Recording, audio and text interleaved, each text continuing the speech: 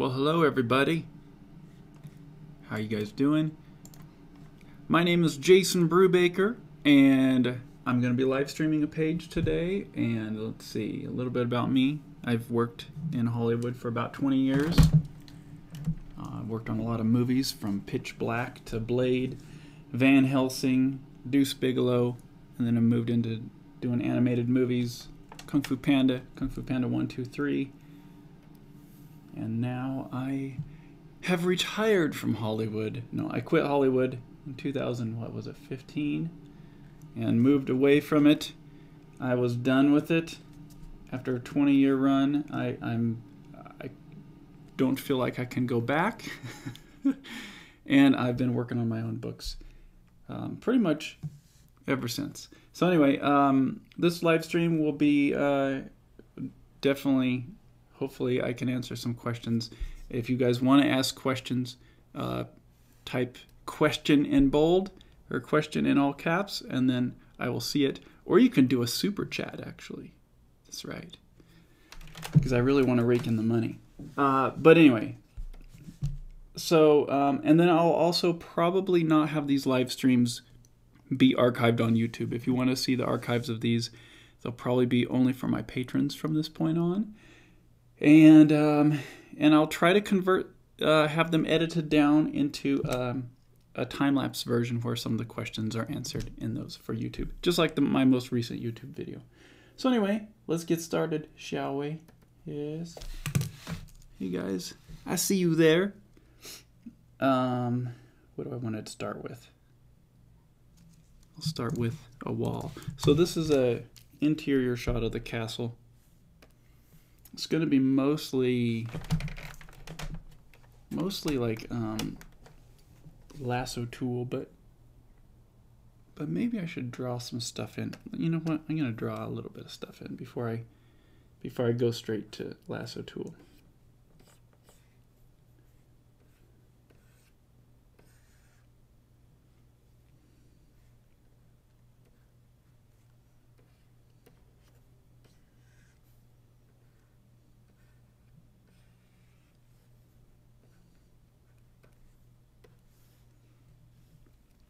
This might serve as a guide, or it might just be thrown out, or I might keep it if it actually works okay. Some on Phobos. This comic is called Phobos. It's a patron-only comic.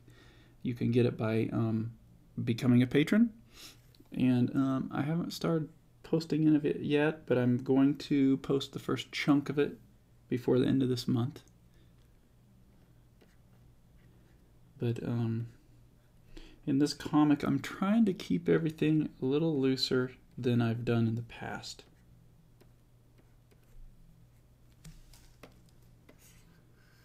So I favor going quick over perfecting every little dot and scribble and detail.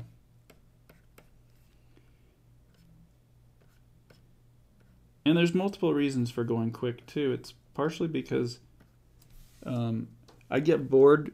I'm finding myself getting bored reworking the same pages over and over if I have to print them out and then ink them and then bring them back in and prepare the inks for color and then send it to a flatter and then work on the color again.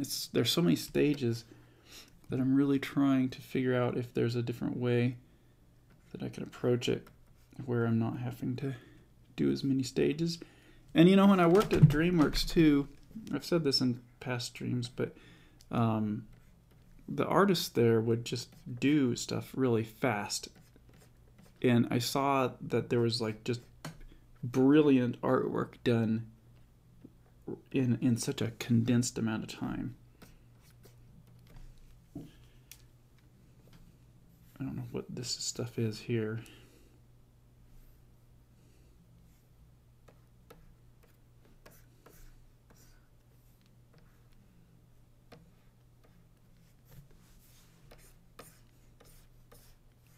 I'll just throw in some shapes for now. Almost like a wardrobe type thing, maybe. And this is kind of a stair rail.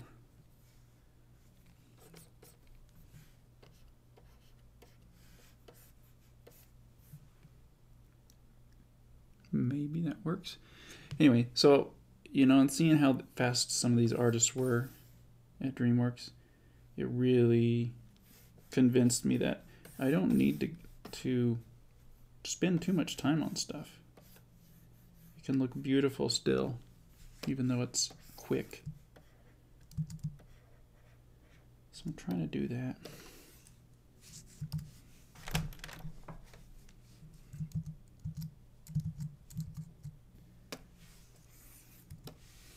Anyway, I'll stop talking for a bit.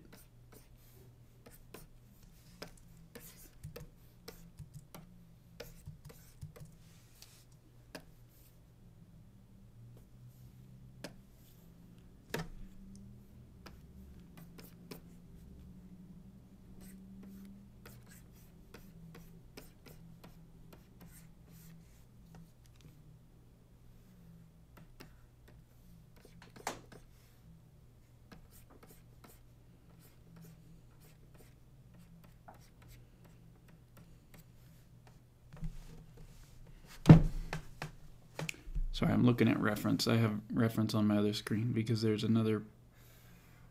This comes right after, right in between these other pages where I have a kind of a close-up scene of this area. Actually, I have a real close-up on the page before this. And then I have another shot where it's kind of a wide like this on another panel, on another page. So I'm kind of just looking at that reference as I work on this.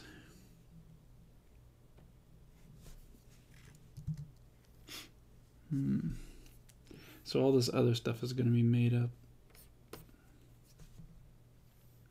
I like having these stairs here, but then the stair rails kind of fight the perspective that I've kind of started. Maybe I should move that up then.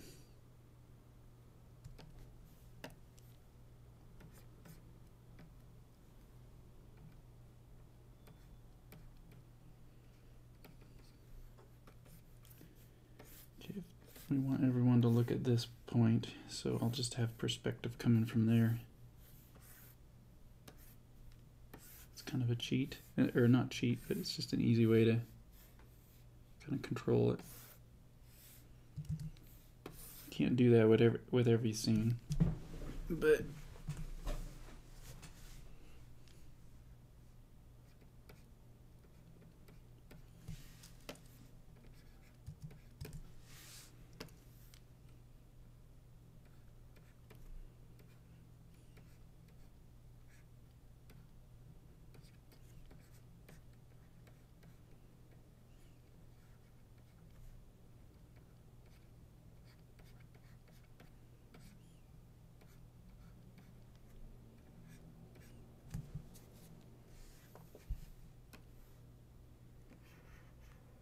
oh my, we got lots of comments already.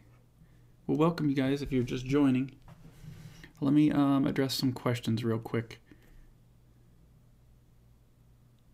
Question: if it is a patron comic, are you going to have an upload schedule? The only thing I know that I want to do for sure is give my patrons an X amount of pages a month, because I'm on a patron.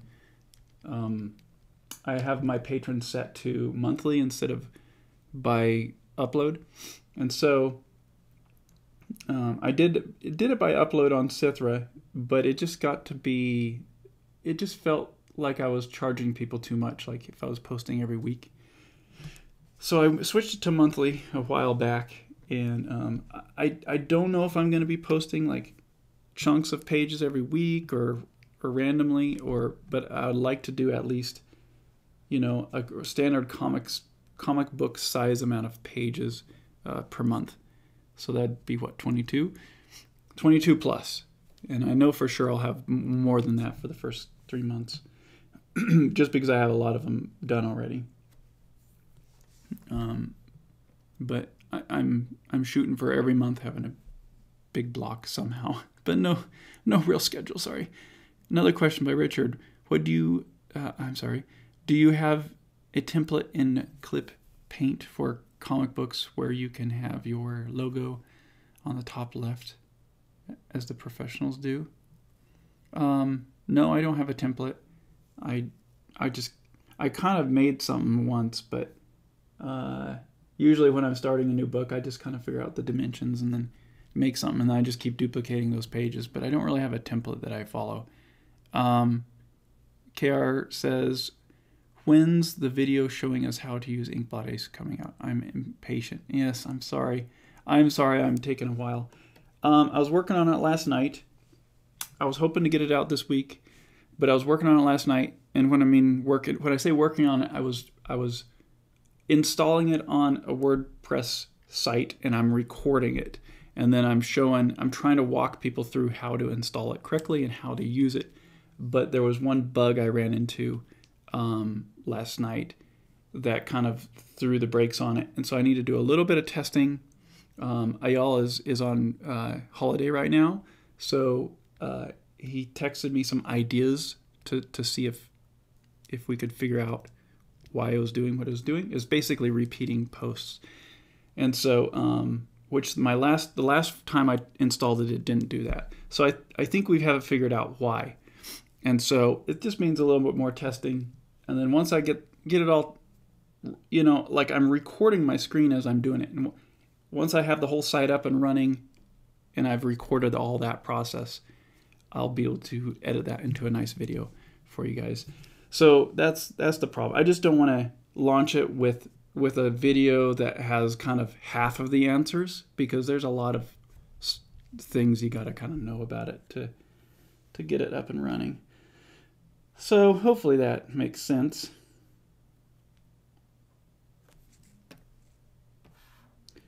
And I'll break from questions for a second as I keep working now, so that you guys don't get too bored.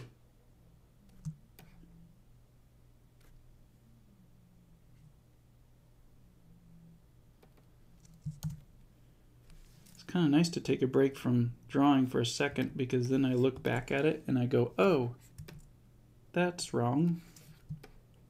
If I change that, it will be better.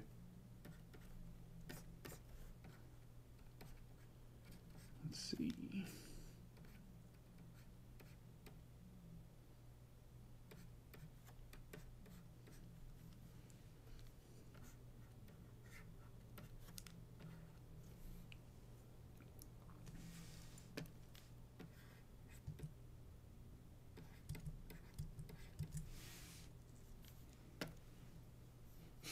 I like these stairs here, but I can't seem to get the perspective to work really good with them yet.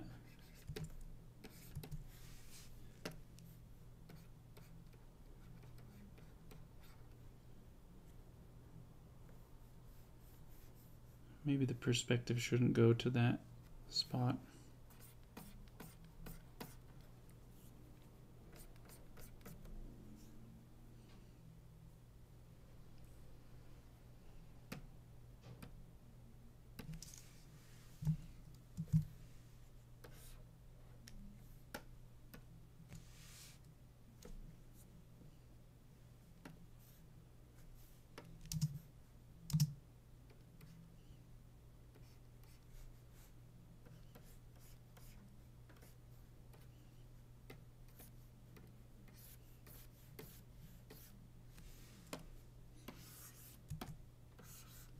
Whoops, drawn on the wrong layer. Oh boy. Undo, undo, undo.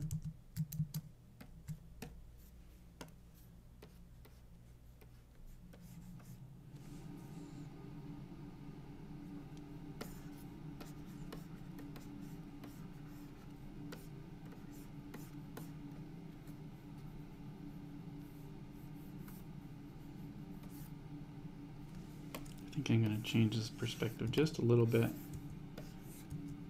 Should have drawn those lines on another layer. That would have been the smart thing to do.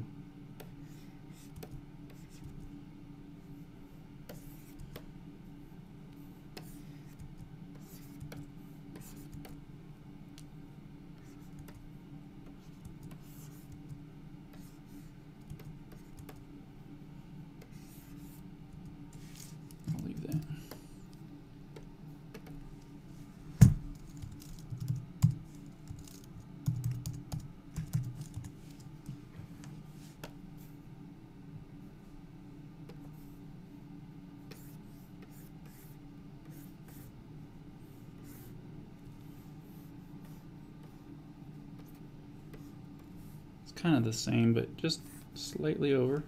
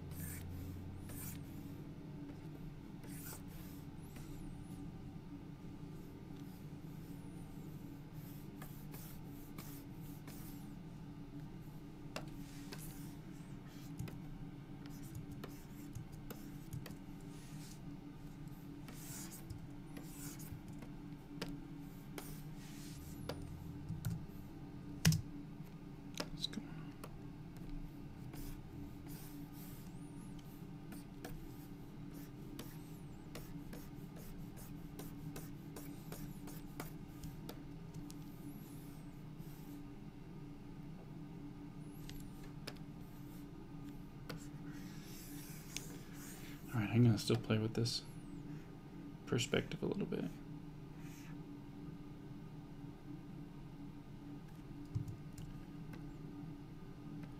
I want to make sure they line up right in there, so I think I kind of need to keep it similar to that.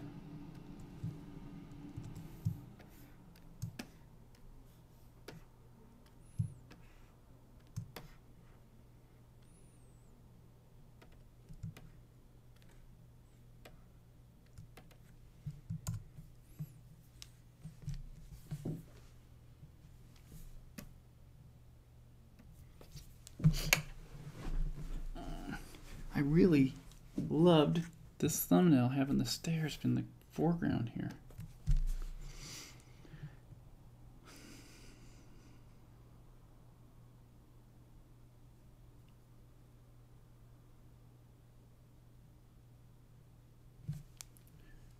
Let me try something else.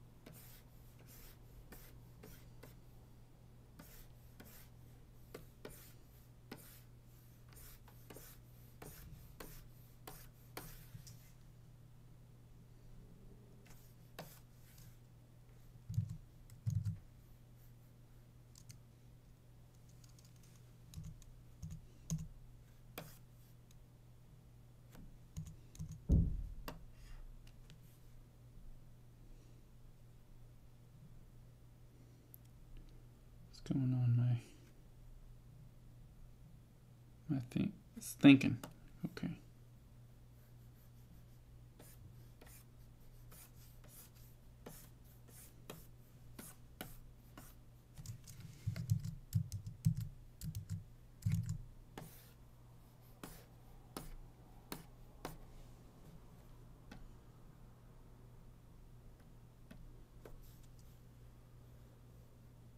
So now the perspective feels like it's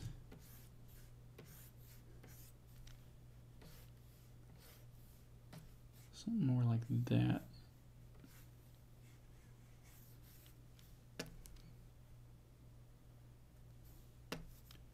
So this could be a little maybe wider. Not wider, but you'll see. Have this here. see this side of the bricks over here.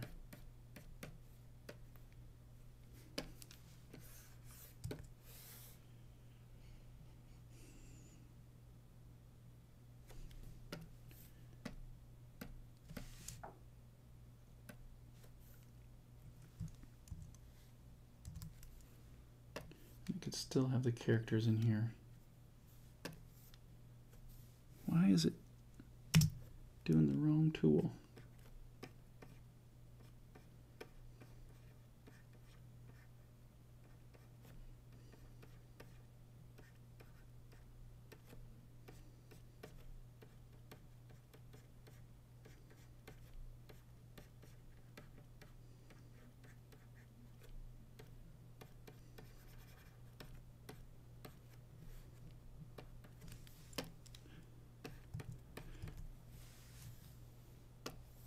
He's like holding his head.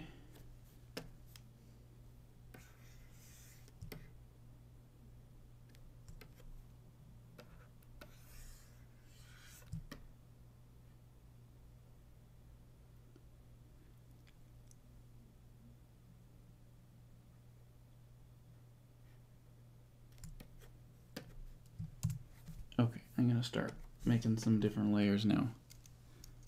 We'll make a foreground layer.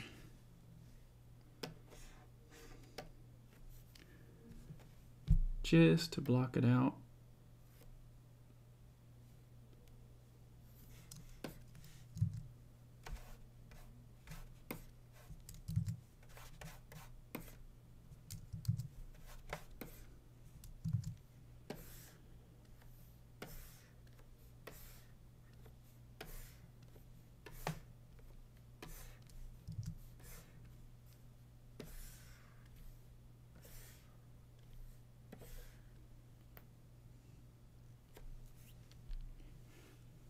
It's totally looking different than I was expecting to go, but I think it's gonna be neat.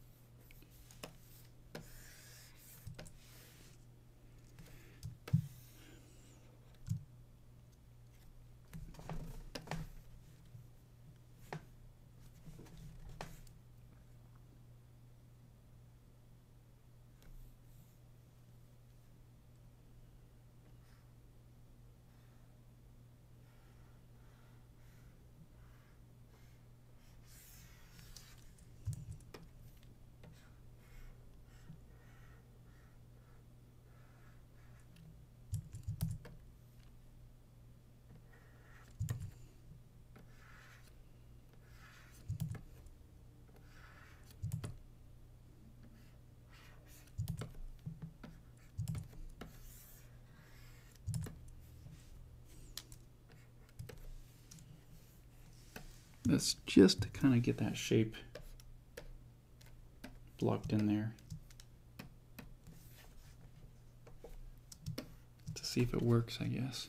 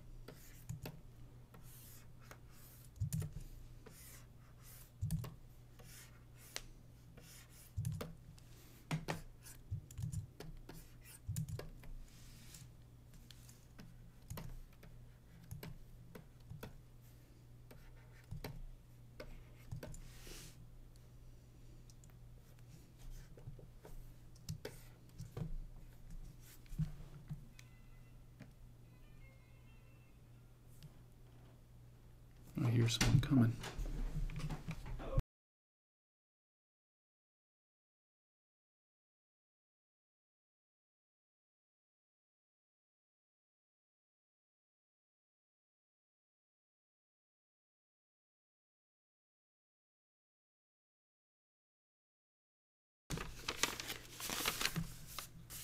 Got a package. Let's see what it is. You guys ready? I think I know what it is.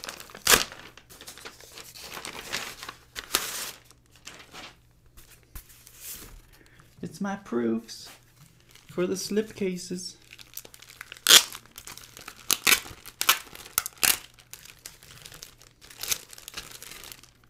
Oh, this is exciting.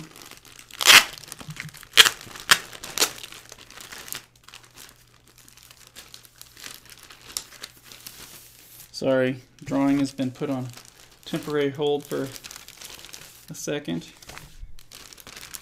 as I pull this all out. Okay. So I know you guys can't see this very well, but these are the proofs for the slip cases. So, you know, this is a slip case where Sithra 1 and 2 and Sithra 3 and 4 go in. These are the proofs for what's going to be printed on them. They overnighted them to me from wherever.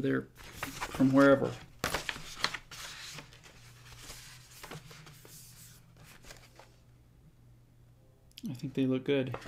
I don't see any spot gloss, but I'll deal with that later. Okay, looks good though. But I don't want to make this stream boring, so I better get back to this. Okay. Let me look at some questions real quick. Make sure I'm not missing anything.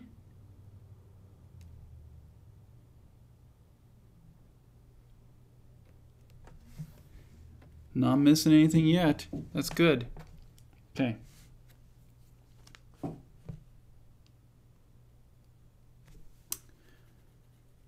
Now,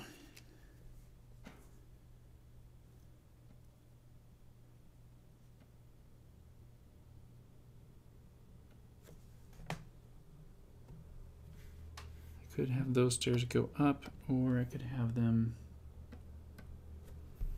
kind of, whoops, what's going on?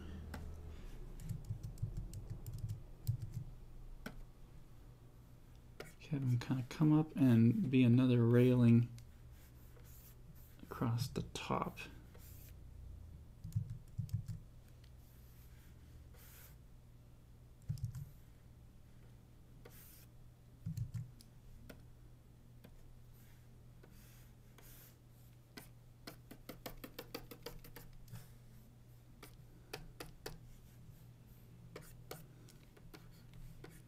I know my sketches probably don't make a lot of sense right now.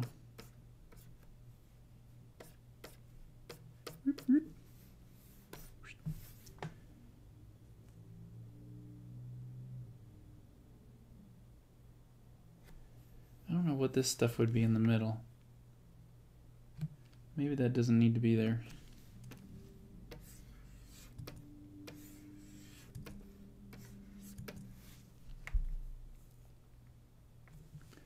It's already pretty busy with these rails covering up the whole middle of the frame, so I think not having that detailed there is probably a good idea. But these stairs don't, that totally doesn't work now that I look at the perspective again. It would need to be, whoa, I'm doing the perspective all wrong. Let's try that one once again. I was mixing my perspectives up. So we're going to be going this way.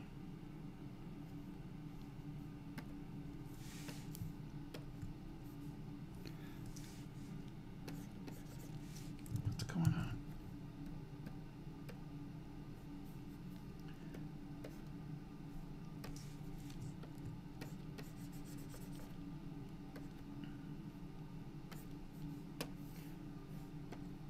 try this again.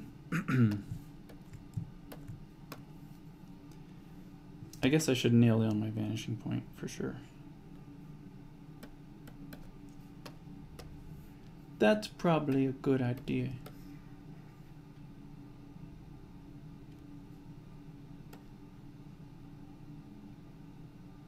I'll make it go someplace where it doesn't grab a whole lot of attention, I guess.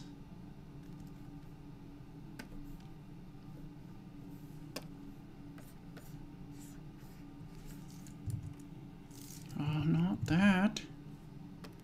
Come on, colors, work with me. Oh. Guys, this is getting ridiculous.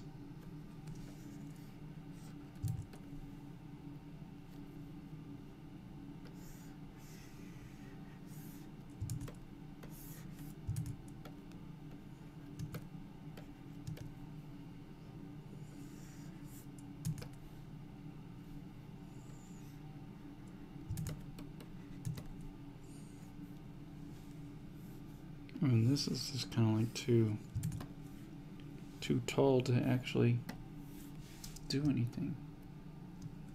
So we're kind of looking down. It's like, well, okay. I should stop trying to talk about what I'm thinking about because it won't make any sense.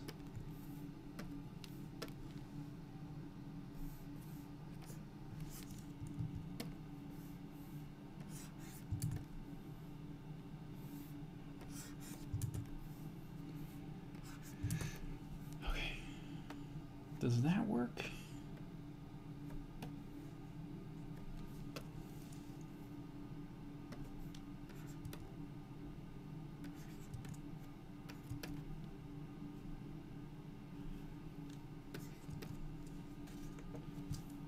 And get rid of some of these unnecessary lines because I think I will just get confused if I have too many of them, especially now that I've changed the perspective.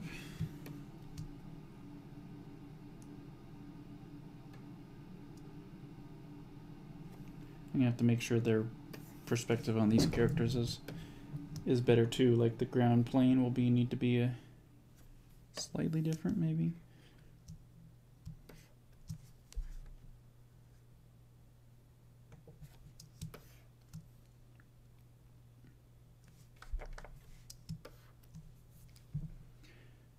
I don't know. I don't know.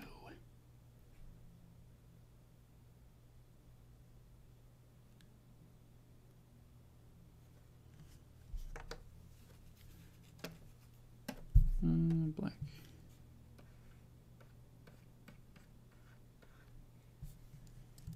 Be more like. It's kind of. Okay, I need to just stop and think for a second. Because I have this stair perspective going to. Let me explain what I'm thinking. Because I didn't really break down the perspective at all before I started this, so, and that's fine. I never really do. But I have the perspective from these stairs, which is not working, not lining up even with the stairs. So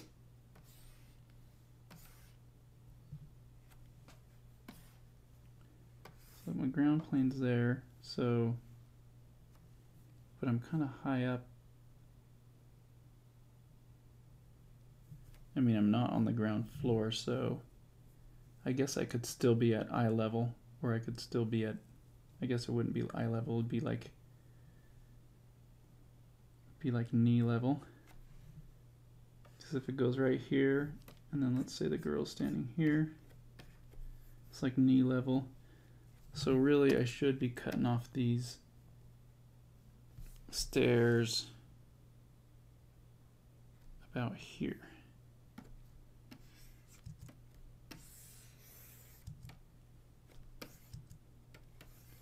Which changes the whole dynamic of it now.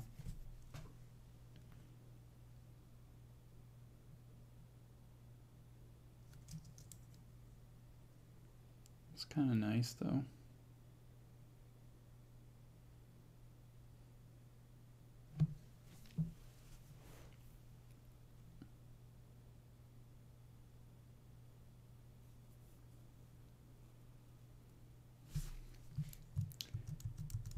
The question is, do I want to subtly change this perspective to make it work with this rail crossing over, or not? What do you guys think? Let me just throw it at you guys, see what you're thinking. You got a second vanishing point. Yes, I did, huh? I didn't even realize it there for a second. Charlena says, don't know if you have already, but have you ever thought about collaborating with someone on a comic? Yeah, I actually I did a comic. I just kind of did one. It was a promotional type comic. I was paid to do 12 pages based on a story, based on another person's story. So yeah, I kind of did it, but I don't want to do it too much with my big stuff because I don't want to take away the joy of me just doing the stuff that I'm super passionate about and super interested in, and the way I want to tell the story. If I start collaborating too much, then it's like, you know, it's a different game. You're playing a different game by different rules, because you want everyone to have a say in the decision making, so that everyone can feel like it's theirs as well. But you have to kind of remove yourself at a certain point from certain aspects of it, which I just don't want to do that yet. So I don't mind doing that for small comics, but the big ones that I'm like really just putting my all into, it would be harder for me to do that right now, because it's kind of like working on movies. You know, a movie is a big collaborative project, and it's a different experience than doing a comic by yourself. And so I'm hesitant to try to collaborate at this point right now. Maybe later on I would want to do it, but not right now.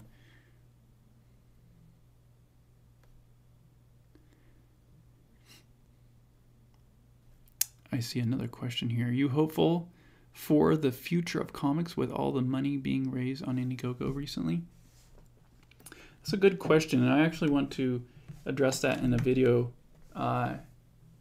more in detail once I finish releasing my video series on webcomics changing and reveal the template,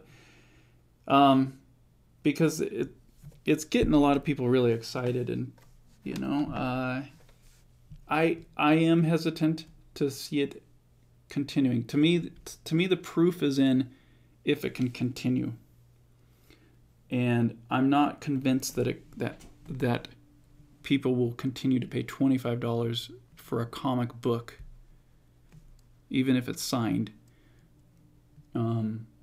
for issues 5, 6, 7, 8, 9, 10. You know, I don't think it's a long term. I think the stars have aligned in a lot of these cases, just like it did with my Remind campaign blowing up right when it did. There was a lot of timing things that happened that were out of my control, and I think that's what we're seeing. Doesn't mean it's not a good thing. I do want to take advantage of it. Like, I'm considering launching my final Sithra campaign on Indiegogo to kind of merge with that excitement over there. I'll bring my Kickstarter people over, have them back me on Indiegogo. But at least it's a thought. So, but yeah, the whole trend that's happening where a comic book is being sold for $25, it's just steep. I would never pay that myself. And I judge a lot of decision making I make with my business and what I release is based on what I would do. And I would never pay $25 for a comic. I struggle paying $5 for a little floppy comic. So $25, like, really? Like, maybe if it was my favorite artists, I would do it. I supported Doug to Naples for $25, but I won't continue to pay $25 for each issue, you know, because it's too much money. I can't pay $50 for 2 comics. Like, that's ridiculous to me. It doesn't mean I'm excited about these guys doing it, because I wish that would be the case, to where people would pay $25 for a comic easy without thinking and raise $100,000 per campaign or whatever. And then you have all that money up front. but I don't see the longevity in it. So I want to wait it out a little bit, at least through like 3 campaigns by the same person who's selling a comic for that price. But I know there's some other campaigns, you know, where they're doing graphic novels and they're making more money, or a big trade. So it's not like everyone's doing that, but there's a lot of excitement, and I'm nervous that it's not nervous, but I think it's a little, I don't think you can build a business model off of it exactly as is yet. That's my thoughts. But I think something's been changing. People have been changing, and things that are going on is making people change the way they're spending their money. So that's good. That's a good sign.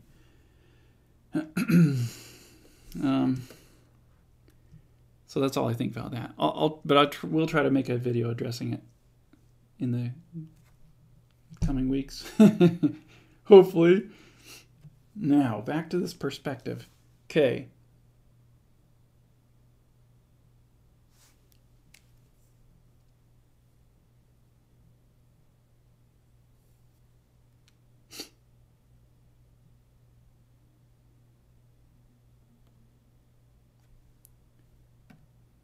Now, if I change this so that it's more like here, which I think is where it would make more sense.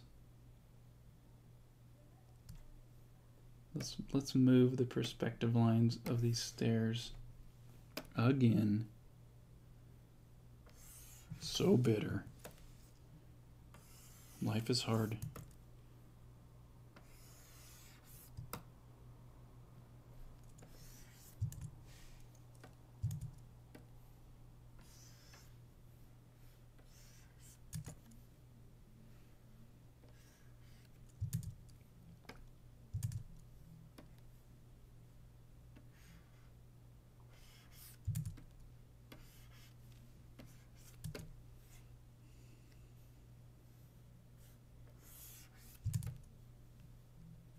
That would mean this would be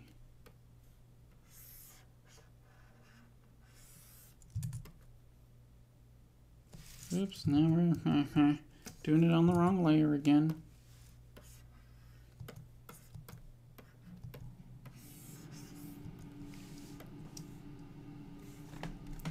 I think that feels a little better. That would be about where that stair lines up, and then bling, bling, bling. Something like that.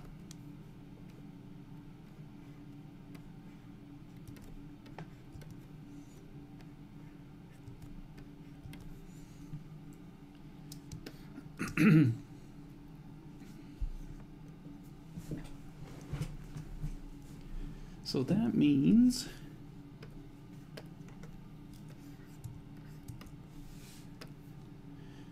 if the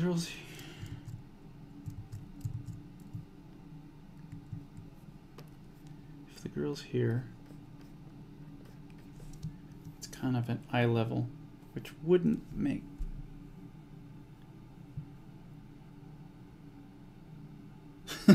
sorry guys, I'm struggling here. I'm mumbling to myself, so just bear with me. Mute your speakers if you don't want to deal with it.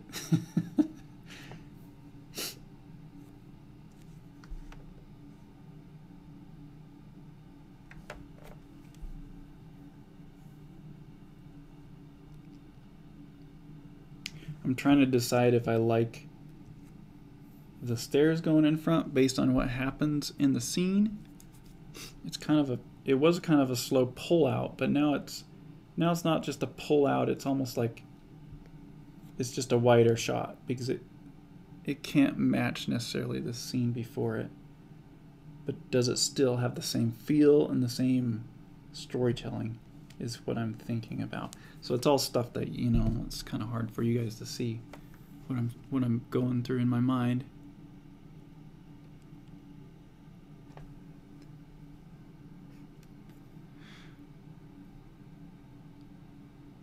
Thanks for being thoughtful on the price of comics. Sure. It's just because, you know, I just judge it based on what I want. Like when I started self-publishing, and I had a goal that was really important to me of trying to get a book, a really nice hardcover book that was in the $20 range. And I had to settle for $25. But they're really nice. You know, they're like a $60 equivalent. Hey, Michael. And so I was just battling to get the prices down to the price that I wanted, that I would be willing to spend, because, you know, I'm like everyone. I have money issues. I'm tight on money, and I don't need to be spending. You know, if I want to buy a bunch of comics, I can't spend $25 on them. If I want to buy a bunch of hardcover books, I can't spend $60 on them. So anyway, it's more or less what I would be willing to spend is what I try to charge, and not take advantage of people in that way. Which is not necessarily, it doesn't mean anyone's taking advantage of anyone. It just, you know, they're paying for the production of the book up front too. But I don't think that the customer should. I don't like the business model of assuming the customer is going to pay up front for the production of the book, because that means that I'm not doing it right, and it's unsustainable. Does that make sense? Like if Apple would charge people $10,000 to develop, you know, they want $10,000 per iPhone to develop the next one, there'd be a handful of people doing it out the gate. Woohoo, yeah, let's do it. And then no one else would ever consider it, you know? So, I don't know. Those are just thoughts. I haven't really thought it through very clearly yet. And I'm really excited for the people that have moved from Marvel and DC comics to be able to do their own comics. I think it's cool to see that they're making that transition. That's where it really says something to me.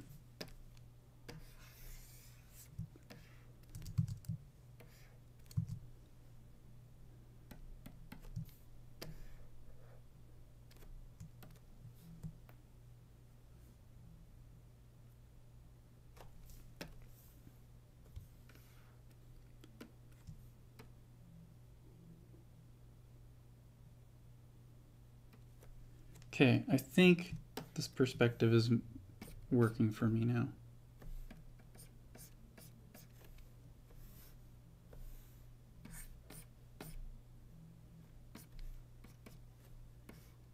Maybe we can have what could we have here? Like the wardrobe type thing here.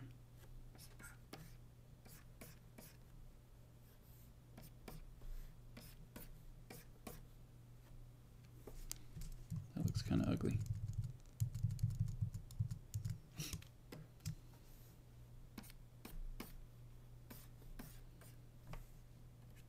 I guess there would be a big doorway here, so it's kind of hidden. Or a hallway, it goes into a hallway between the stairs. That's usually kind of how it goes, right? Anyone with huge mansions out there that can tell me how it goes? There's always Google.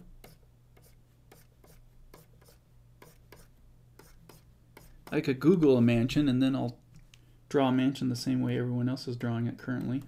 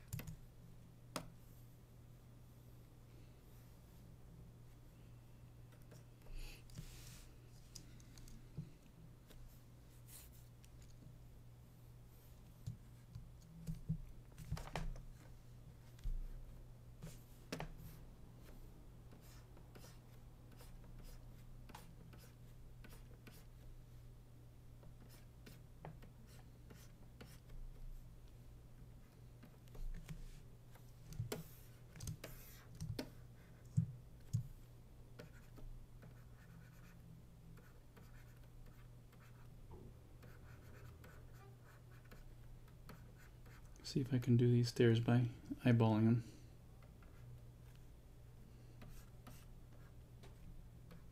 Doesn't look like it.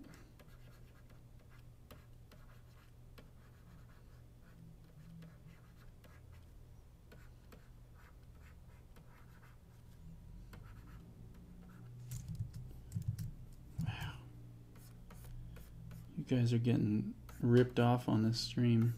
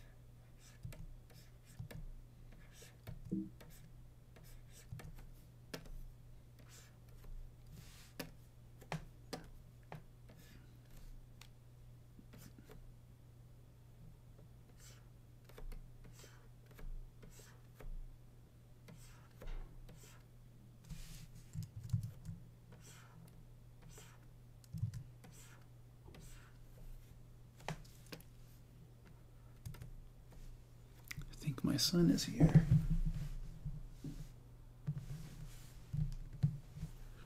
My son's gonna come and hang out a little bit.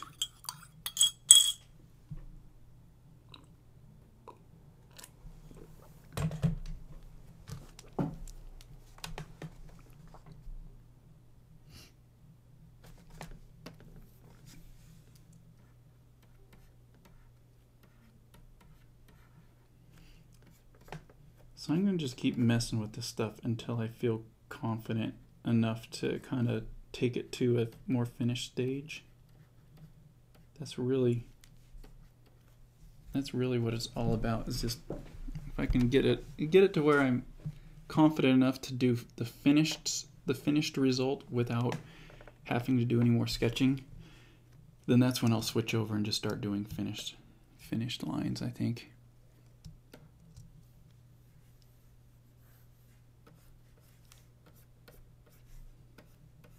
I'm getting close, and hopefully once I get there, it will move pretty quickly.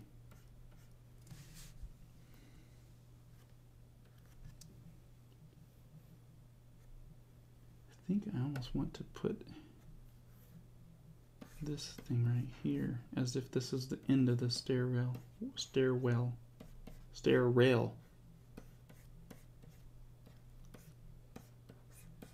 So it's not intrusive, it's not like sticking out in front of the characters.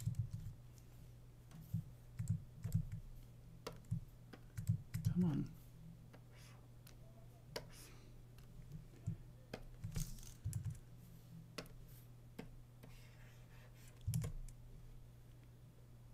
Let's see, this would be kind of a thick post. Yeah, I think that works.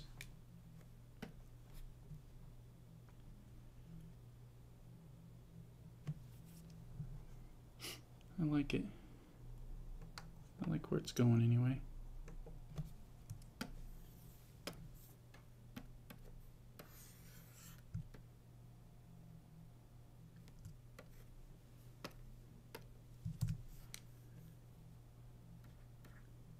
Let's see.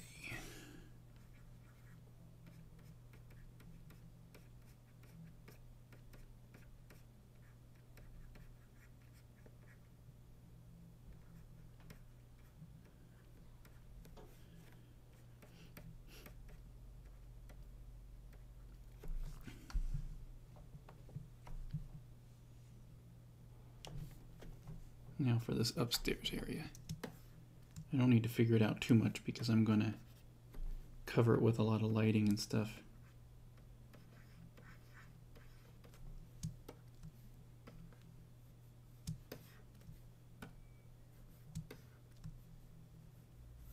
So I want to have the perspective kind of warped.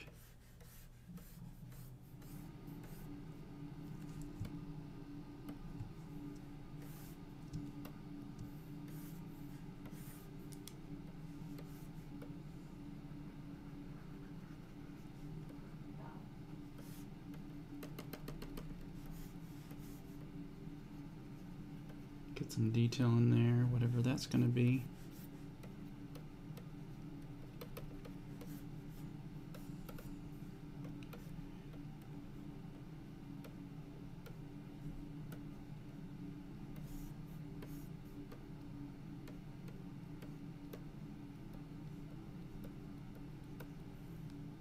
These are stair rails up here.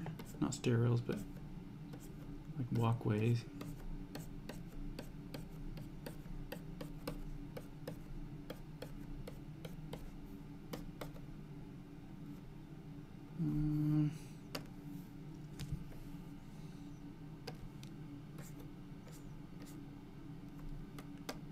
Let's see.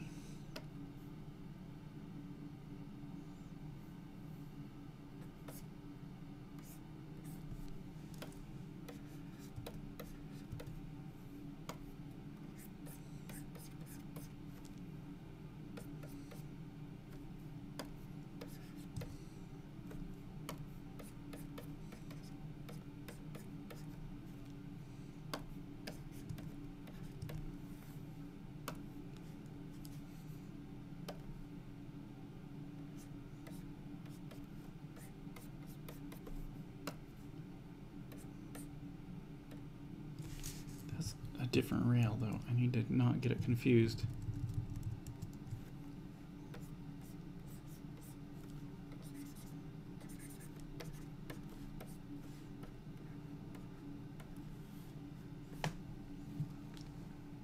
I'm confused. Doesn't matter how much I try not to be confused.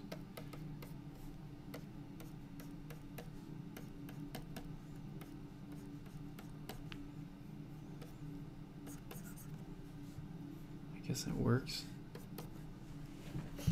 I don't want to spin my wheels on too much detail up there because I don't feel like I'm going to really need it or use it or spend much time figuring it out.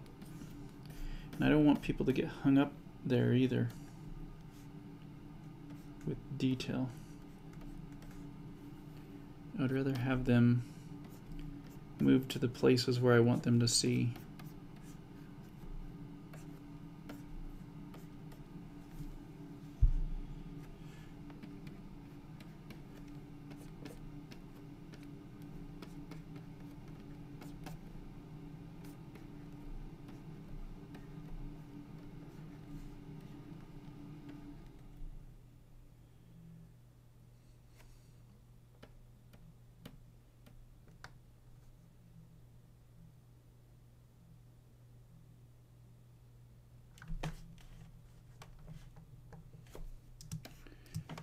Okay, I think I'm kind of content with this.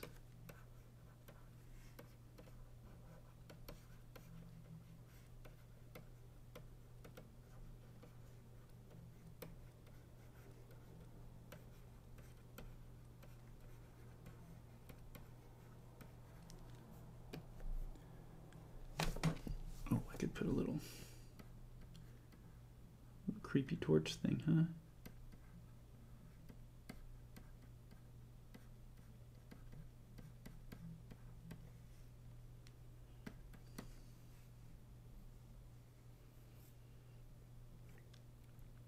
That's not burning.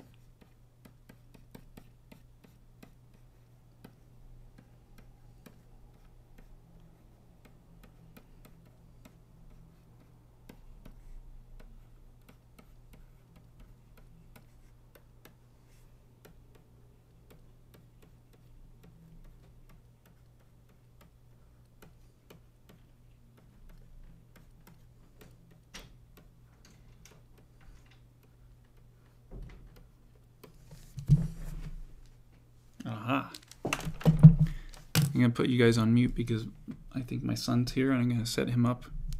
He likes playing Fortnite when he comes here, so I'll get him all set up and then I'll keep streaming. I'll come back.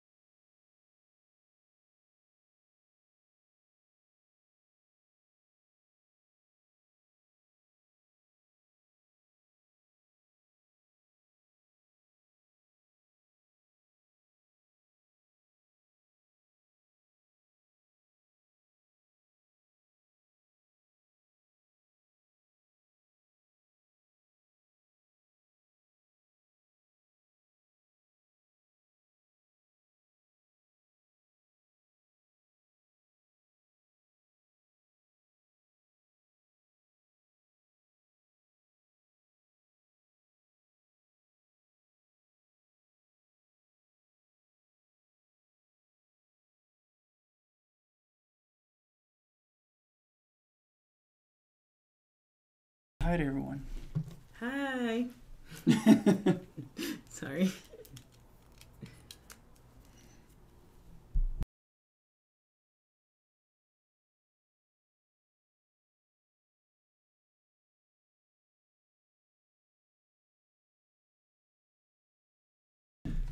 Okay.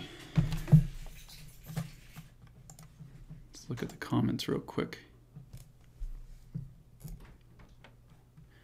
Cord says, when working with perspective like this, is it more important that the story is communicated than the perspective be perfect? Is there a balance there? I believe it's more important to have the story and a really interesting scene than anything being accurate. And that goes with anatomy, that goes with characters being on model, perspective. I mean, in movies, they do it all the time by cheating. They slide things around on sets to get the right kind of camera shots. And so, you know, you don't pay attention too much to it. And also, I'm also treating this castle like it's kind of like a character in the story. And so I don't really want to be like this design. I don't want it to be locked in for the rest of the whole comic. So I would rather make up a new location within this castle every time I have to draw the castle than have to keep coming back to the same locations. Unless I really like the location and want to just kind of cheat and go fast forward and reuse stuff. But I'm hoping that as I move forward with this, I don't have to ever show this scene again so that I don't have to match anything anymore. Does that make sense? And so there's multiple reasons why I say it's less important than the story, and that's for this story. That's why. I also think it depends on your comic. If your comic is all about architecture and detail in that kind of stuff, or you know, like Transformers or whatever that kind of stuff is, then it's really good to figure out what those angles are all like in the architecture. I don't know why I said Transformers. They're machines, so that's why I said Transformers. But or if you like, what one of my students had a comic all about an office environment, and so it's really a good idea in that situation to design the office, design the environment, the cubicles, and just know exactly what it is that you're going to continue to see, panel after panel. And so that's important, you know. But even with that, you can still cheat it and tweak the perspective based on what you need.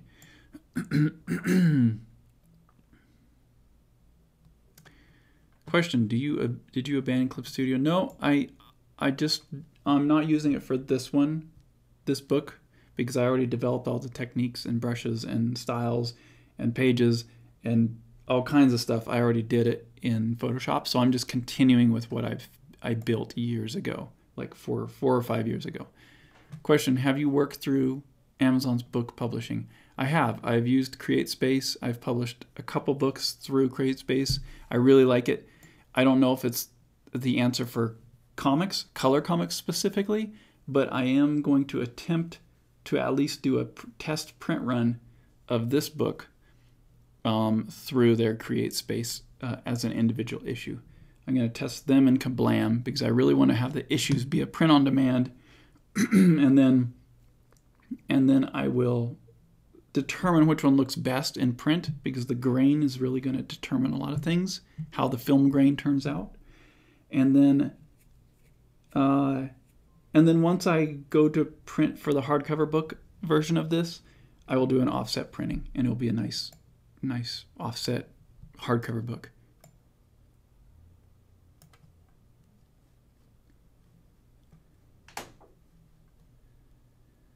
All right. How you doing, Michael? I'm sorry I'm not going to be able to read many of your chats. We got to start up the Wednesday thing again. I have people asking me over and over again. And I'm like, once school starts and the schedules are consistent, then I'll probably start that up. So that'll be fun to get back on here with you guys and chat. So let's see.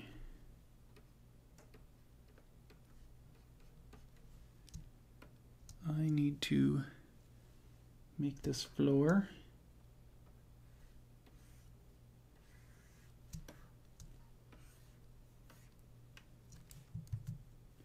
And also with perspective, it's, you know, when you first start drawing and doing perspective, there's a lot of like construction lines that you just need to learn to do, and you have to think of it a certain way. But the more you do it, the more you can kind of just eyeball it. And but again, it depends on your comic. If you're doing a really specific type style, then you know you should build all those construction lines. Even like building it in 3D and just having nice perfect architecture and structure and stuff would be nice. But I really like the comics and the drawing style where perspective is understood, but there's no construction lines. It's just kind of, it almost looks warped, but yet it still works. That to me is like the coolest looking stuff. So I'm just trying to kind of do that.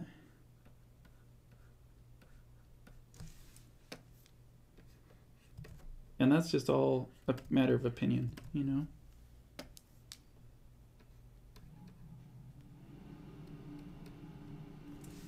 Okay.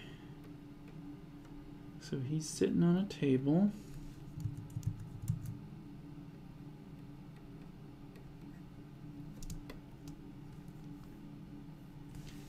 Now I feel like they're a little bit off.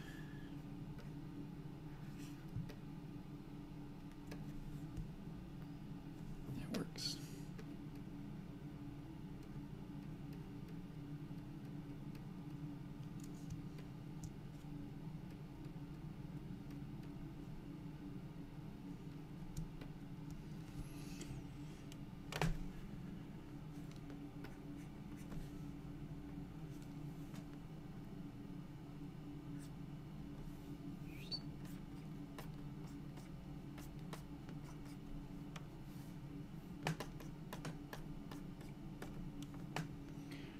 Okay, I think this is giving me enough to work with. I don't like how this line of this rail goes and then it kind of feels like the same rail.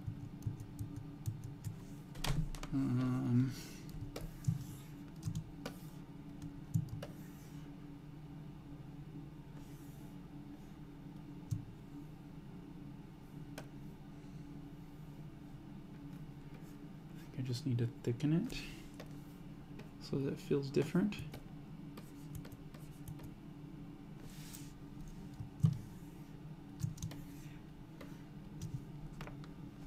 Okay, I'm happy. I'm happy with it.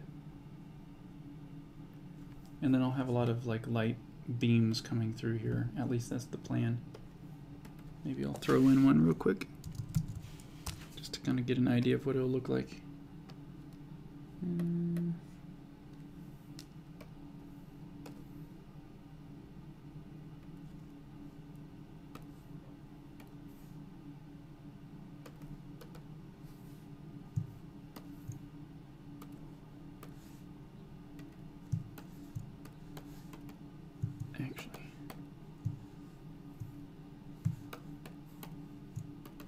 Oh boy, come on.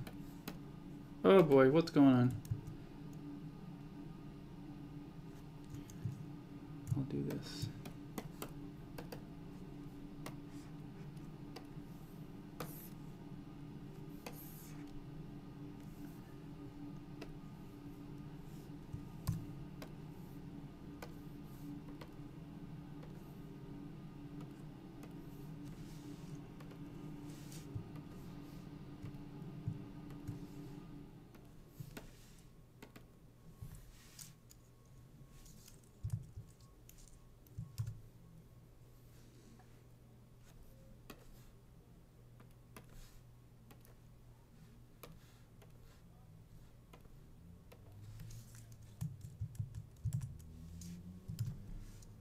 Might be a little too uniform looking. Okay, I masked it that way I don't have to get stuck on it.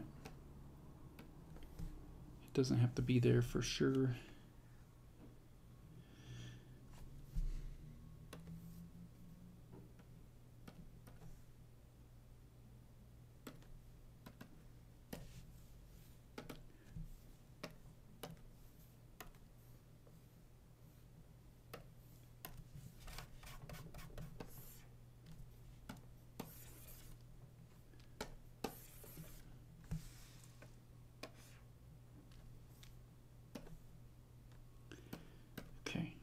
This to be masked the same.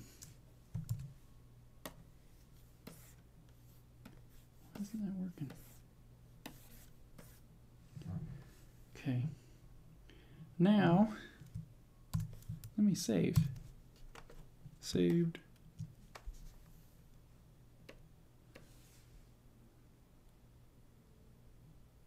Making pitches, getting rejected, keeping on, always. I'm glad you're doing the pitches, Michael. I think that's such a huge learning experience. I know it is for me. I have so much to learn with it still. I'm going to try to pitch my little children's book here pretty soon and pitch it to some publishers, and I've never done that route before, so it'll be interesting to see what happens.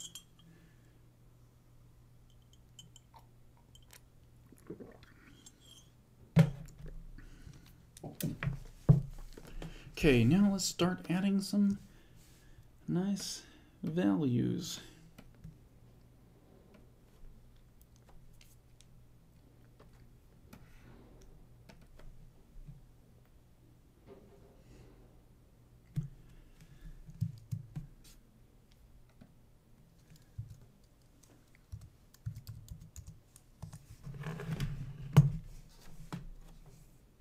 Sketch, wall.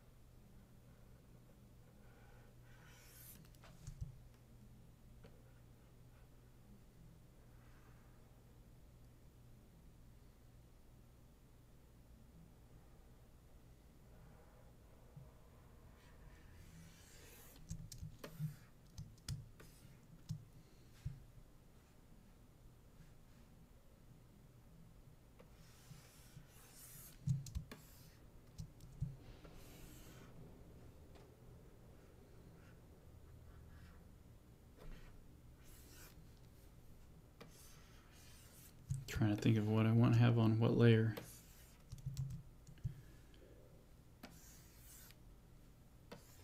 Just keep it to that.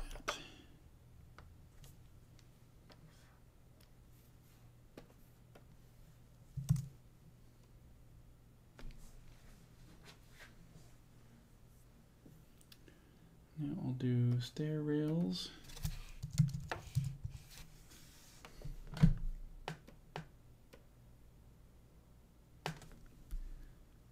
Hey guys, thanks for joining. If you guys have questions that you want me to answer and see in the chat, then please type question in all caps first and then write your question. And then when I skim through the comments, I will see your question. Or you can do a super chat and throw a little money down, and that will make sure to get my attention.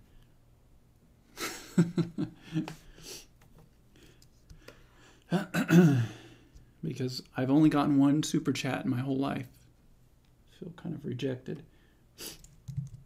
That's right, that's me sniffing my nose out of sadness. Okay, I'm gonna do these rails differently.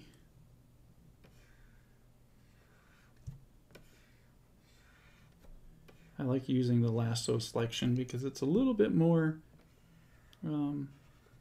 what's it called? Organic looking. Looks a little more hand drawn.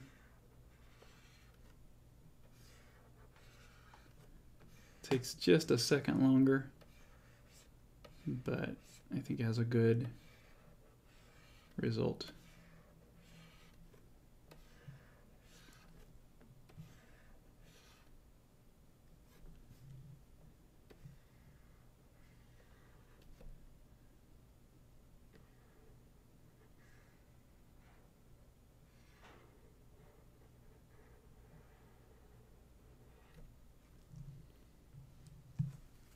You just do all this on the same layer. Stairs, stair rail.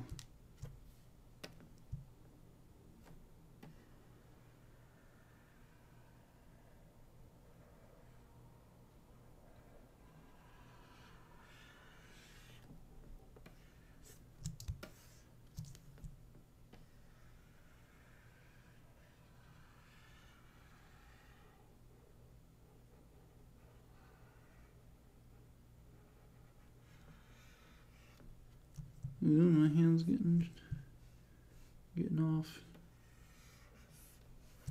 off the line. Whatever I'm trying to say. You guys know.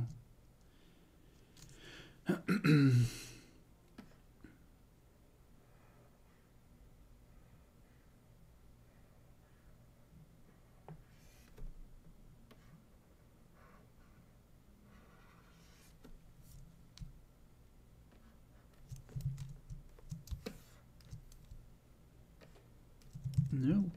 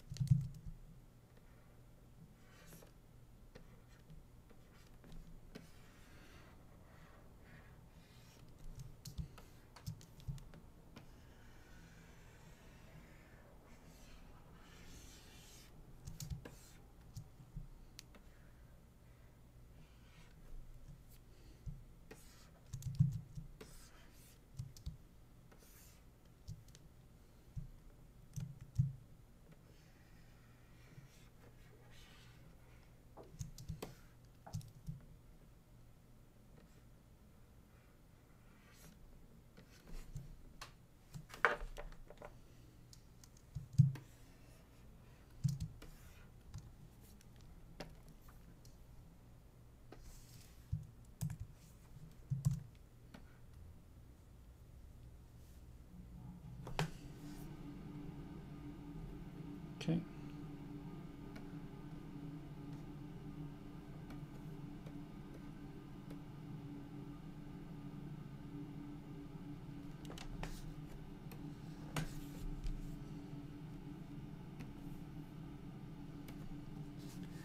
I'm gonna take those beams off just for now. That's more the finishing touches. Oh, Trevor Nielsen gave me a super chat. Trevor, you're making me cry. Thanks, buddy. You're the second official super chat. I see another question. Well, thank you, Trevor. Seriously. I see another question. Neil Goog. Is that how you say your last name? It's almost Google. Google? No. Question. It's to do with writing. How much writing do you do prior to drawing? Do you write a full script like you'd get from writing? I can't read, you guys. I can draw, but don't make me read. Like you'd get from a writer for a comic panel planned, all dialogue page by page. I don't do that. I wonder if I should show you my script for this. No, I won't, because I don't want to give anything away just yet. But I like to tell people I write in bullet point style. I write when I thumbnail. I have the general plot figured out. You know, the general key scenes figured out, and then I have to just allow the project to kind of grow on its own a little bit more organically. And what that means is I know what I need to have, what I want to have happen on certain pages, but I don't know how it's exactly going to look or how many pages it might end up taking, because I want it to be exciting in the moment as I'm making it, and I want that same excitement to translate to the page and to people experiencing when they read it. And I feel like the best way for me to do that is to be really simple and loose with my scripting. And if there's scenes that if there's conversations that I think about all of a sudden, like one day, I'll open up my document and write those conversations. But I don't necessarily know where they're going to go, maybe. Or maybe I can find a place for them, and I'll squeeze them in between some bullet points, you know. But for the most part, it's a very back and forth process. The writing, the scripting, and the drawing is very much goes hand in hand for me. Let me see if there's anything else before I go.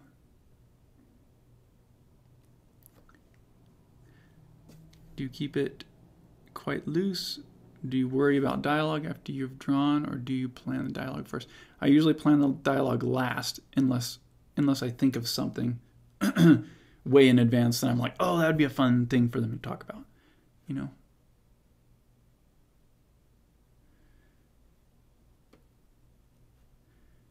Charlena says, question. No, she doesn't. She's helping everybody else say question. Question, do you know your ending scene, or do you let the story and characters take you there? I don't know the ending scene, but I know the general ending. And again, I've written it out kind of like a bullet point, so I know how it's going to kind of, the main points are going to transpire. But I want to leave it, a lot of it unfigured out until I get there, so that it can just be a fun ride for me to develop. You know, the developing stage is really the funnest.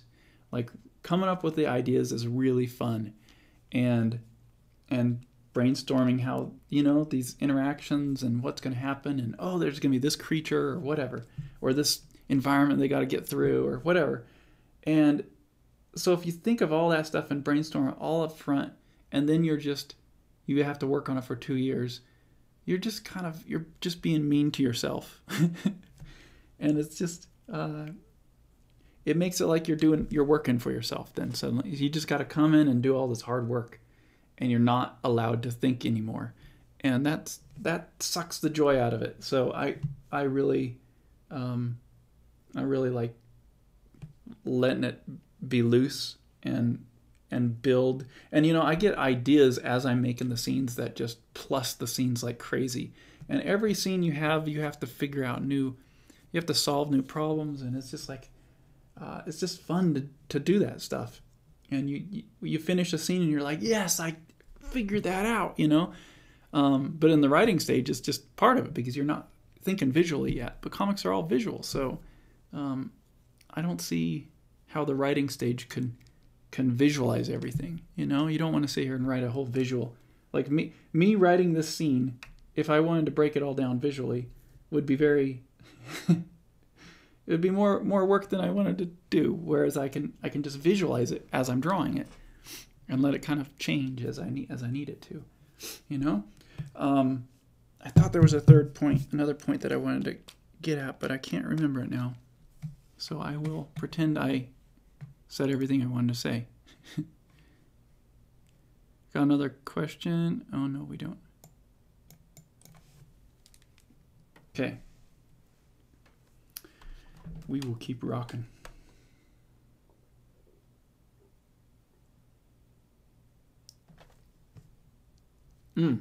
There's one other thing.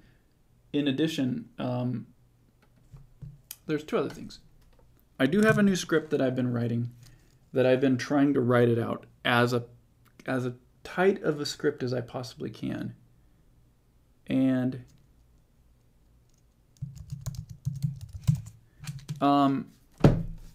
I'm writing the conversations as tightly as I can in that script. I'm writing, you know, what I'm just doing is as much as I can the way that most people do it, if that makes sense.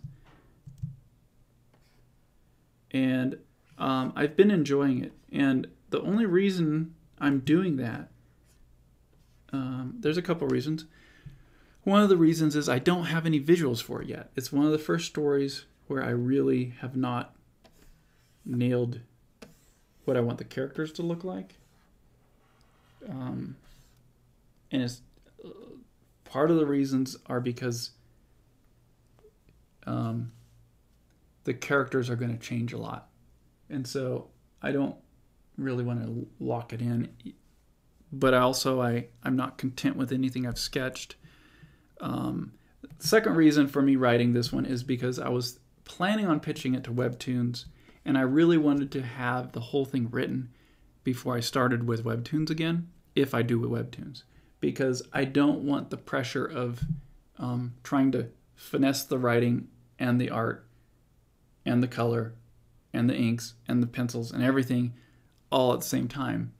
And so I started writing it up front, and I've really enjoyed it for that one. But I think it's on a case-by-case basis. I don't think I would enjoy writing, you know, every comic I make in that same way. Phobos is a total different situation.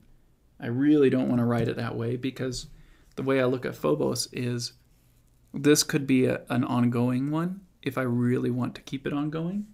And so far I've written 12 issues. And these issues are like 100 pages long, 100 plus pages. And it goes a lot of different places. And it has arcs within those issues. So there's multiple story arcs that happen within so many issues, and then there's the overall story arc. And so it's a different way of writing. It's more episodic, but a continual episodic. And then it also ends with a whole nother thing, a whole nother can of worms opening up, which would allow me to keep going with it. And I really like keeping Phobos that way because I like it so much that I really want to allow myself to be able to keep exploring it if I want to. And if the audience connects with it, I want to be able to keep going with it. It's not, you know, I had a version of it where, you know, it was done, it ended, and then it's done, and there's no way it could continue anymore. But I didn't like that ending as much. And then I kept having more ideas for it. And so I was like, you know what? this is one of those ones that I don't want to end. You know, if people like it, then I want to be able to keep going. So that's how this one is. And so in that sense, I really need this one to be an organic script.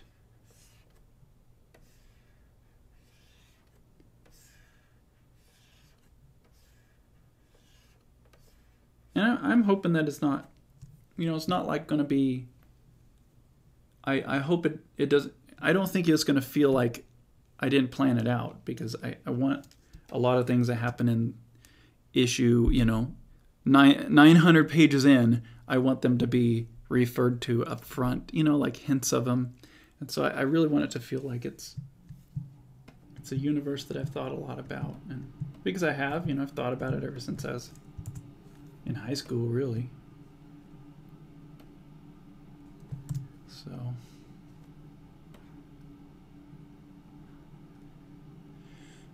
okay. I'm getting these things blocked out. Let me clean up these foreground rails just a little bit, or the foreground stairs.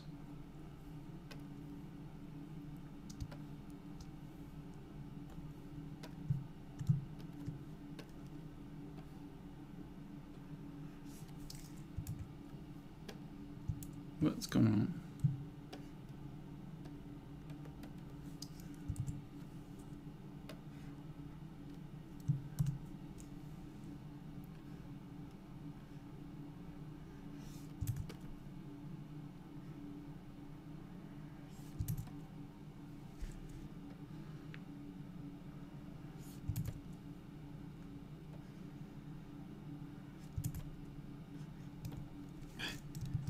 My lasso tool is not working with me very good. I blame it on the streaming. Oh, you know what? I need to turn off some things. I need to pause my backup and Dropbox. Okay. That might help. Sometimes that gets in the way.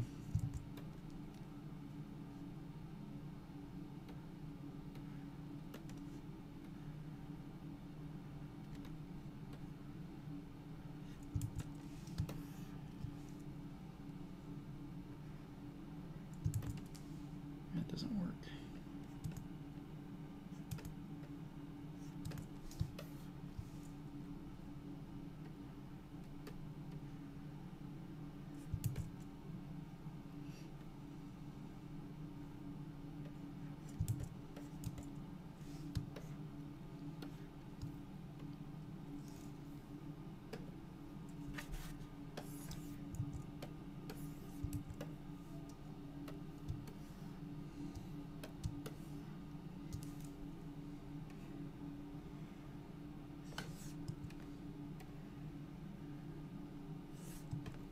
I'm just going into these foreground rails and just drawing over them so that it can have that organic look again. Not again, but the organic look like the background rails. Because I did them with the line tool, which is very straight, which is great for some things, but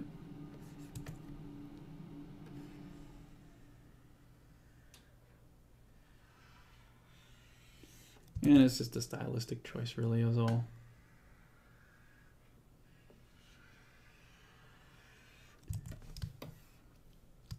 Whoa, that got small. What in the world? What a ridiculous, ridiculous thing.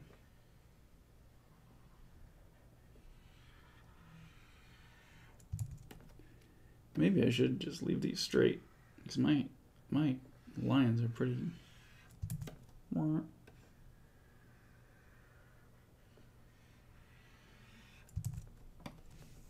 Okay. And then the rail.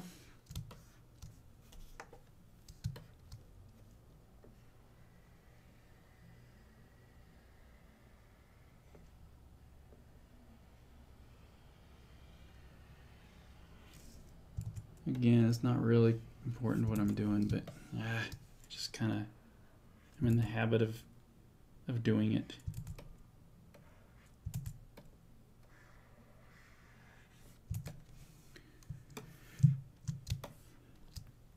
Okay, and then we got these steps. The glow on the steps. Not the glow, but the light source.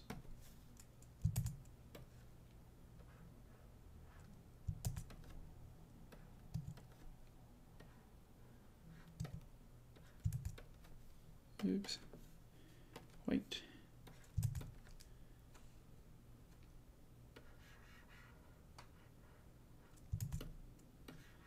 Come on, lasso, work.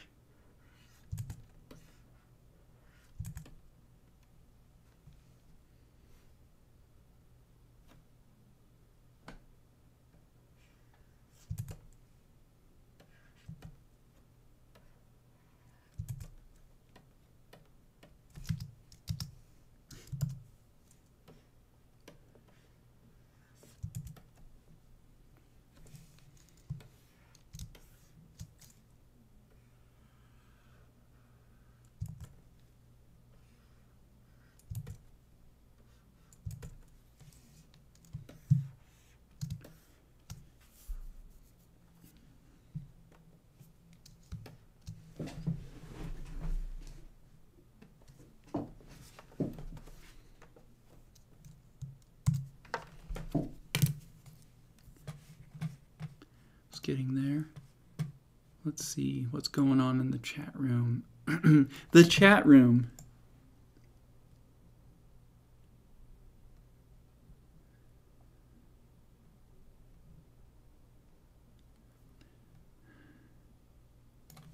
Sorry, let me pop out this chat window. It's just so small I can barely read it.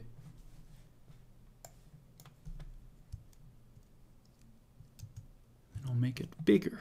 Yes, now I can read it. Now you can read it as I read it. Where were we at?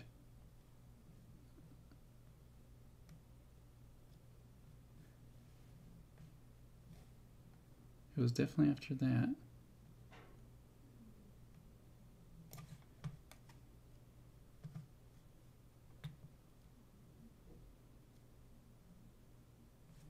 Okay, I think this is the last question. Can this be read somewhere, or is it not published yet? It's not published yet, but this month I'm going to release the first chunk of it, probably 40 pages, on my Patreon. So it's a patron-only comic. It will remain a patron-only unless someone sends you a link, or unless you wait for it to come out in book form. Then you'll be able to get it a little easier. Another question, the philosophy behind Sithra and Remind, did it evolve as you got older, or did you try to keep it as pure as when you first thought of it? It's fantastic. Oh, I appreciate that.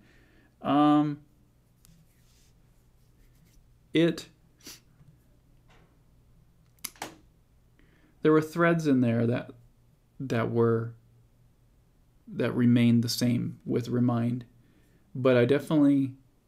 Remind was a very exploratory comic where I was learning the lessons with the character. And I wasn't intending it to be that way. I thought I had answers, you know. I guess Sithra was the same way. I thought I kind of had come to conclusions of things, and I wanted to address those conclusions that I came to in my life and put a character into that same situation. But then I kept learning things along the way, and so those things also worked its way into the story. Sithra was very much that as well, now that I think about it, because Dino was really kind of a side character, and then Dino kind of became the main character at the end of the story, and that wasn't intentional.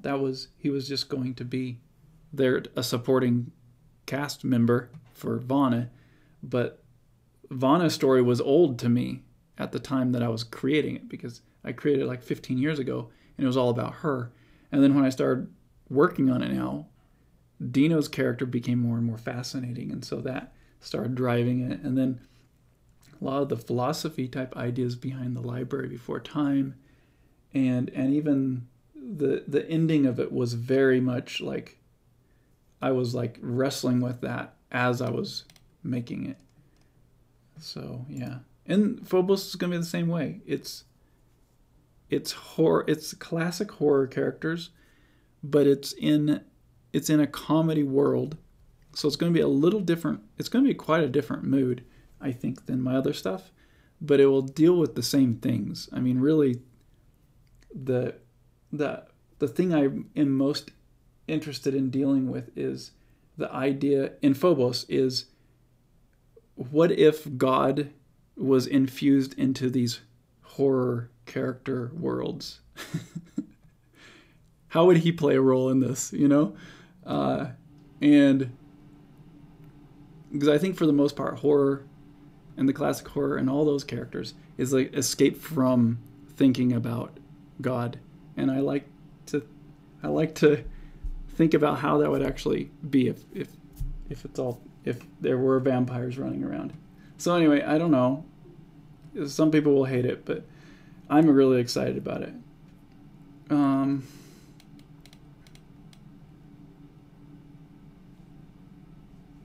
Thanks, Nick. Really appreciate it, buddy.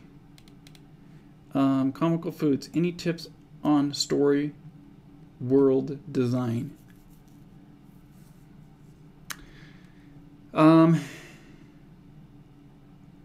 Yeah, if it's not exciting when you're designing it, and it's not fun. If it's not fun to draw, then don't do it. Keep going until it becomes exciting and fun. And one way you can find new things is, go to Google. Say you're designing a boat. Go type in boats. Go to Google image search, and just start digging until you find something that's different and interesting to you. And you might start taking on wild goose chases, but you'll end up maybe you'll realize, oh, it's not a boat. It's this or that, or So just keep digging until you're excited about it. That's what I have to do. Was just listening to Doug talk about crowdfunding and saw you went live. Skipped on over to check it out. Oh, thank you. Thank you. Okay, I guess I should get this chat screen off the window. You have super chats. Yes, I do, Nick. I feel weird like telling people to ask me questions through super chat, but but I still will. No. Cam says, Jason, the religious undertones in your stories are what draw me to them. I'm glad to hear it'll play a role in the story as well. Yes. In fact, Cam, I abandoned Phobos because I didn't know why I wanted to tell the story anymore after a while. When I was young, it did have religious undertones in it. I mean, the Frankenstein character met God and everything like that. So, because, he's stitched together out of a bunch of dead bodies. So, does he have his own soul? I don't know. These are the questions I want to address. And so it still had that when I was in the old version, but I abandoned this story for a long time because I was like, I don't know why I should tell this story. I don't want to just tell a story that just exercises my ability to tell stories. I don't want to just show off or flex muscles and with draw hot chicks and monsters just for the sake of clicks, And so I abandoned it because it just didn't feel like I don't want to put in the time. But then one day it just really clicked, and what I just said was what clicked is like, well, I feel like the monster genre, a lot of times it mocks God or makes it seem like God cannot defeat these monsters.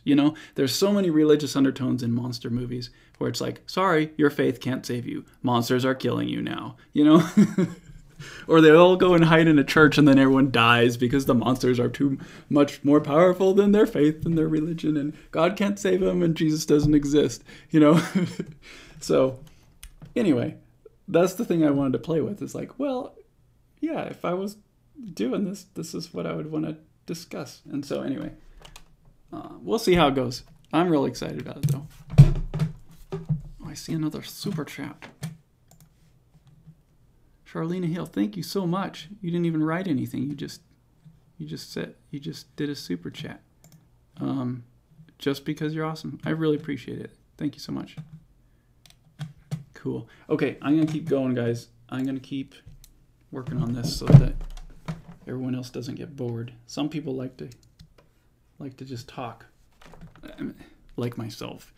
Some people like to just hear me talk. That sounds so pretentious. Some people are fine with me just talking, but some people get aggravated if I don't actually make progress on my work, including myself. So let's keep going.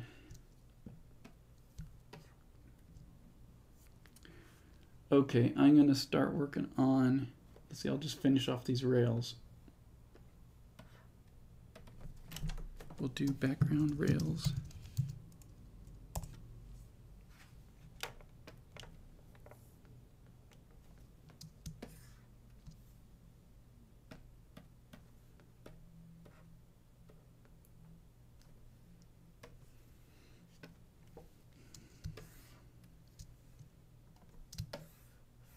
These are pretty messed up looking rails, but does it matter to me? Not really.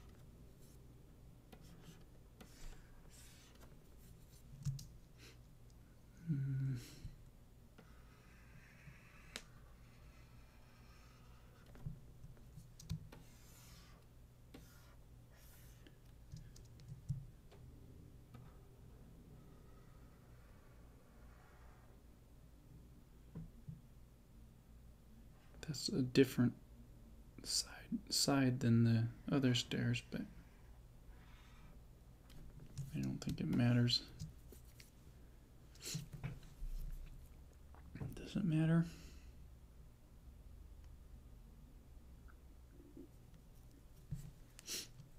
I'll leave it for now. If it's too obviously different, then I will change it at a later date. But for all I know, the light source is going to cover up a lot of the detail.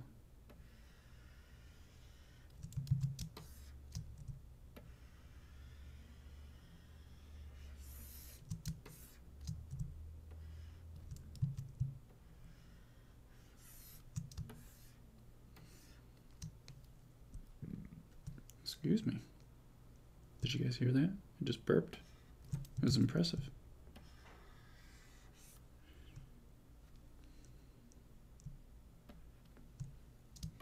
Oh man, my wife can burp. Sounds like she breaks her throat when she does it. It's just like horrific.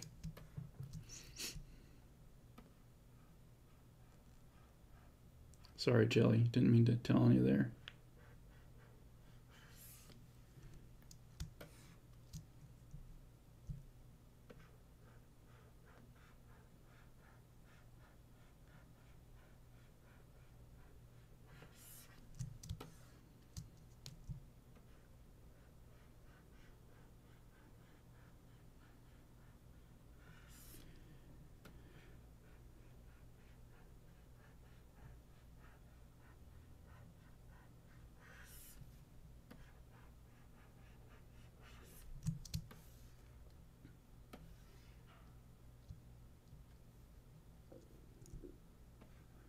No.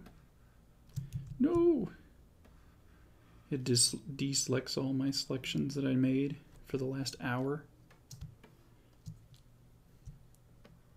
Ugh, stop it.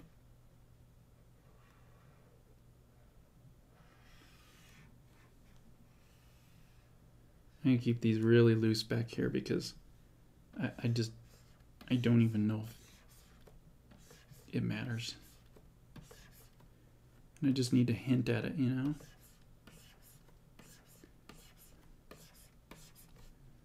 And the more detail I have, the more people's eyes will be drawn to this place, so I don't want too much detail. I think that solves all the problems with the background rails.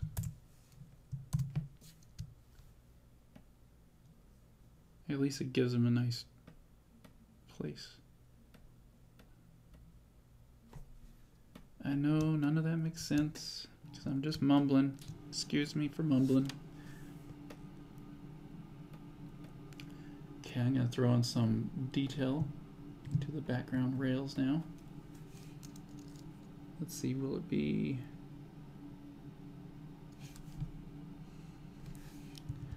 wood detail.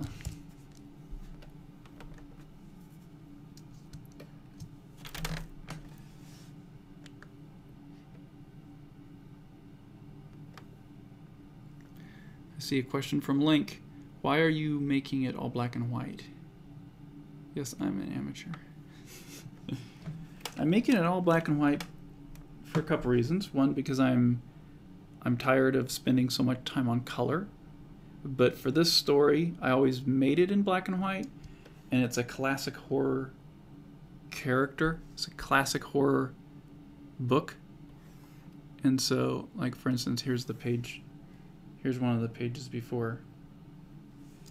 And I have film grain in it and everything. And I really want it to feel like one of those old classic horror stories that you would see on TV or in, you know, the old films that are black and white.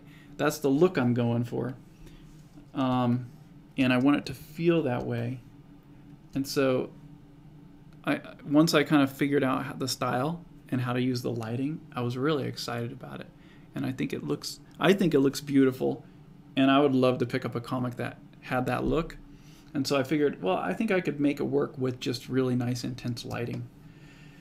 Because I really think that the lighting is what makes my coloring look good. That's what I like about it the most anyway. And so I think I'll just apply that same lighting, that same kind of mentality when it comes to the lighting on this as I do with my color comics. And so there's multiple reasons. And the third one is just speed. I want to be able to make this one quickly and not get hung up on details and not get hung up on doing it over and over again to get the finished result. And so that doesn't mean I won't have any color in it though, but because I do plan on like having moments where, you know, there's a little bit of color introduced to kind of emphasize something. It'll probably be,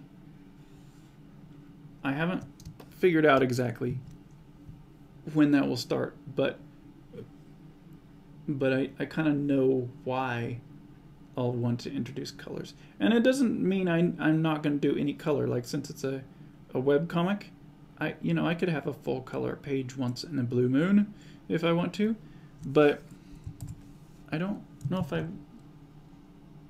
want to. What did I do? I accidentally filled this whole layer in. Okay. Do a different layer. That's fine. Okay. So I want it, I just want it to be a comic that I experiment with a lot and have fun with it. And you know, if I want to do color, I can. If I just want to keep it black and white, I can.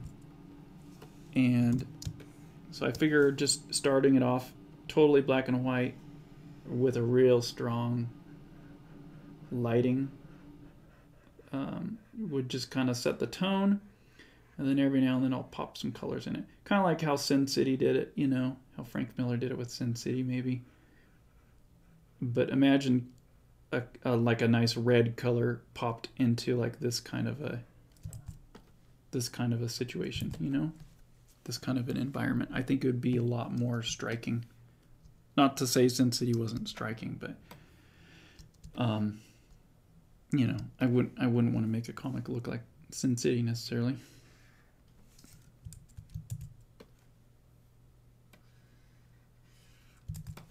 I haven't looked at Sin City in a long time.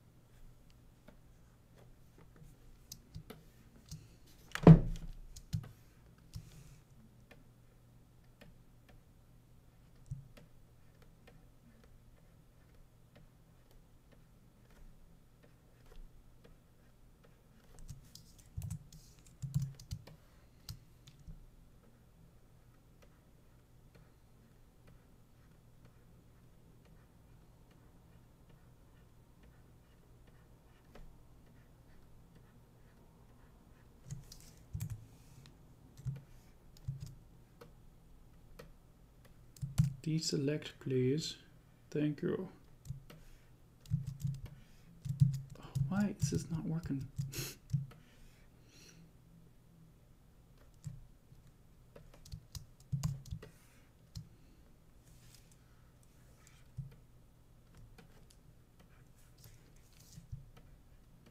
That almost took just as long to copy and paste it as it did to just draw more.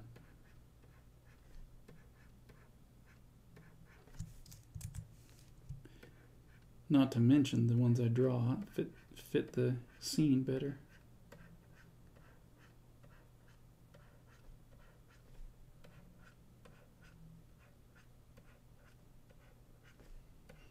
All this detail I'm putting in is kind of just, I'm trying to hint at detail, and I'm hoping it's very subtle and very hard to see it, you know, once all the lighting's in there. But you can still see it just enough to make out all this detail. And so it'll like, you know, hopefully it'll really make you feel like there's a lot more detail there than I actually have created. You know? Once I get all the lighting in, it will be so beautiful.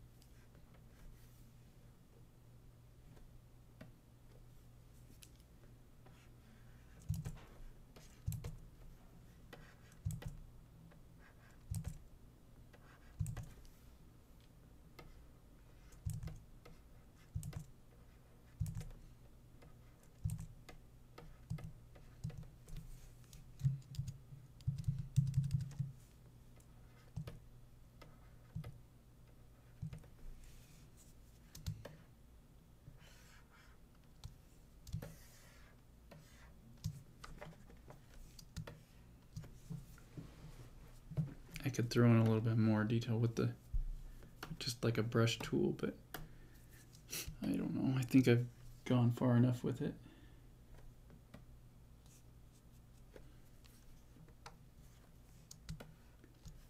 I will throw in some detail on these rails now.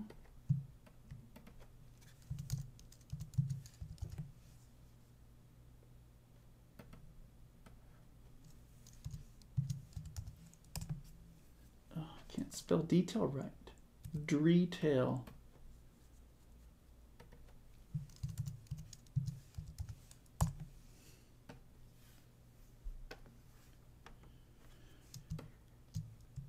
Save it real quick. Let me look at comments again real quick. Make sure I'm not missing anything.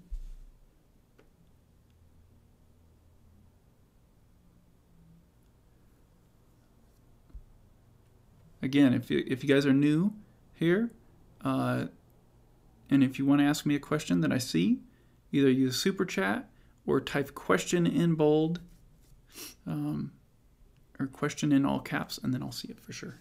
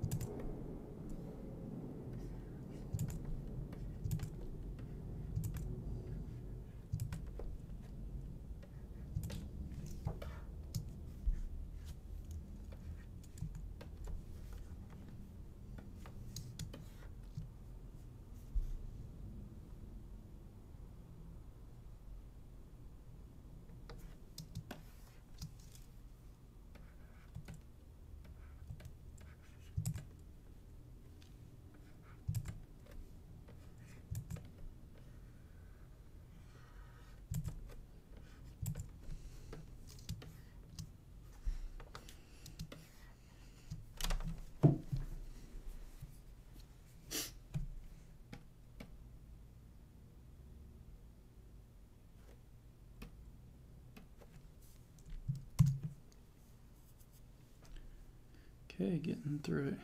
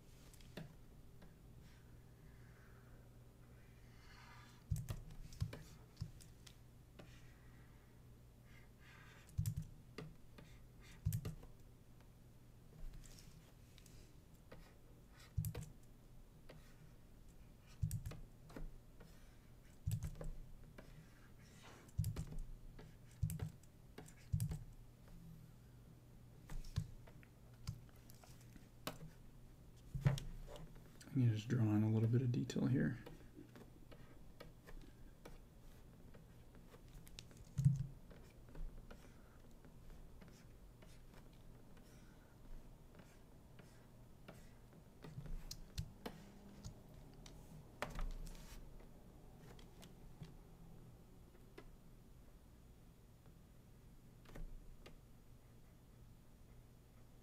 Whoa.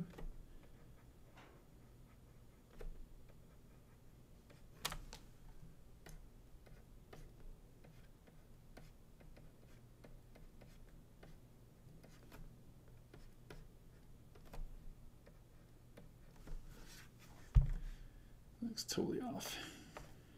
Totally off.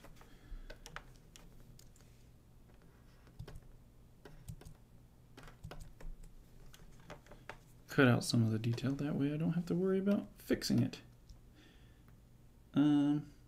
Okay, there's only a couple more things I need to make lasso tool selections for, which is the details on the wall, like the frame. Wow, that's not spelled right. Frame and maybe the side of the wall. Oh, there's these stairs. Okay, just a couple more things.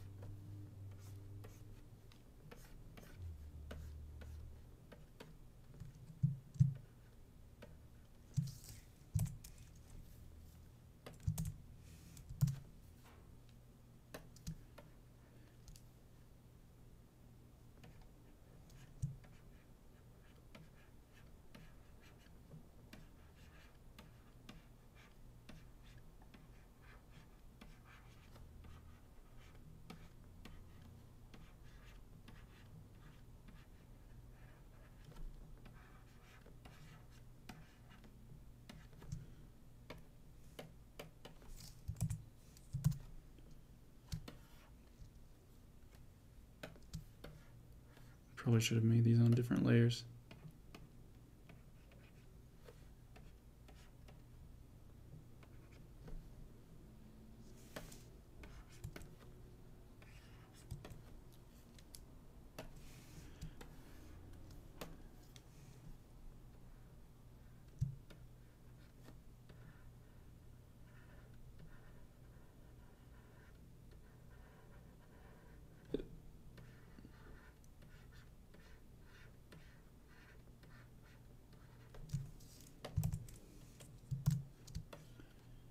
So we got that.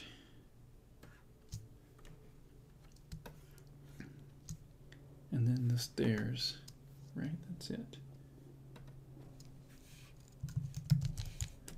Change that to detail, and I'll make a new stair layer. BG stairs.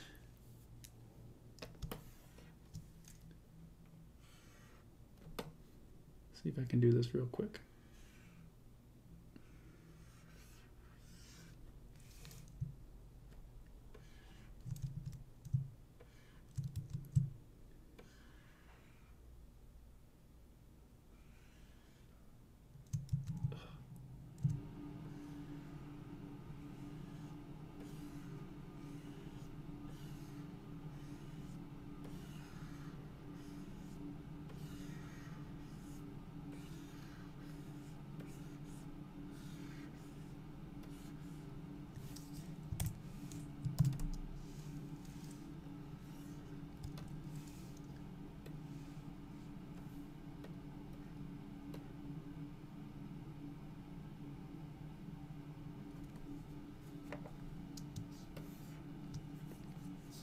That ought to do it.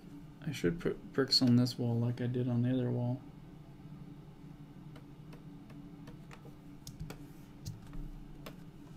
Since it's the same kind of plane, almost the same plane. Definitely be the same light source.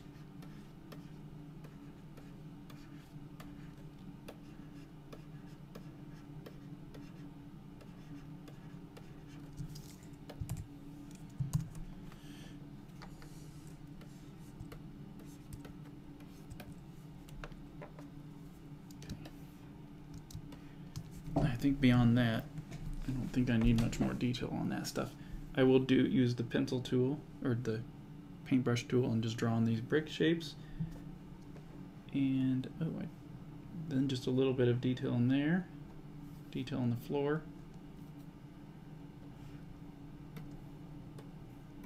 Let me do some detail on these front stairs.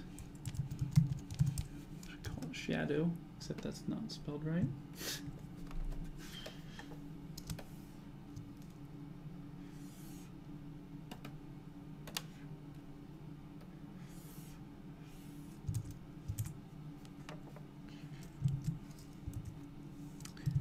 Wrong, but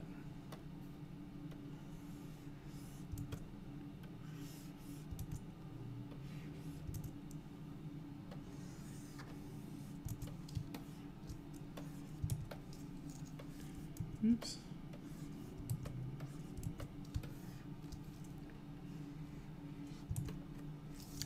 Man, keep pushing the wrong button.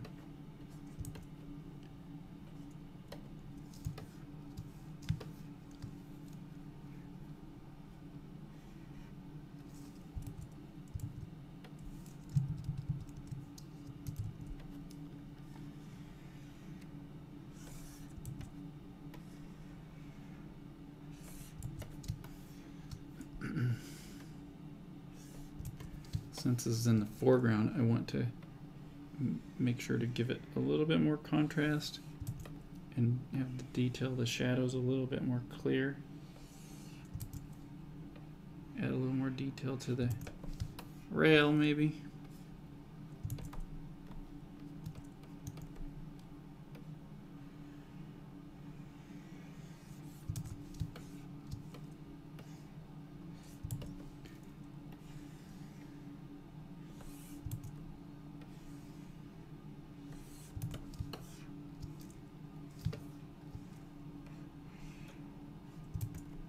Man, how do I do that?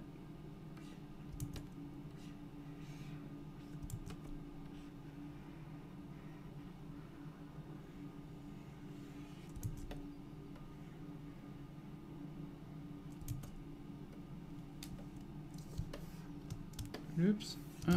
How'd that happen again?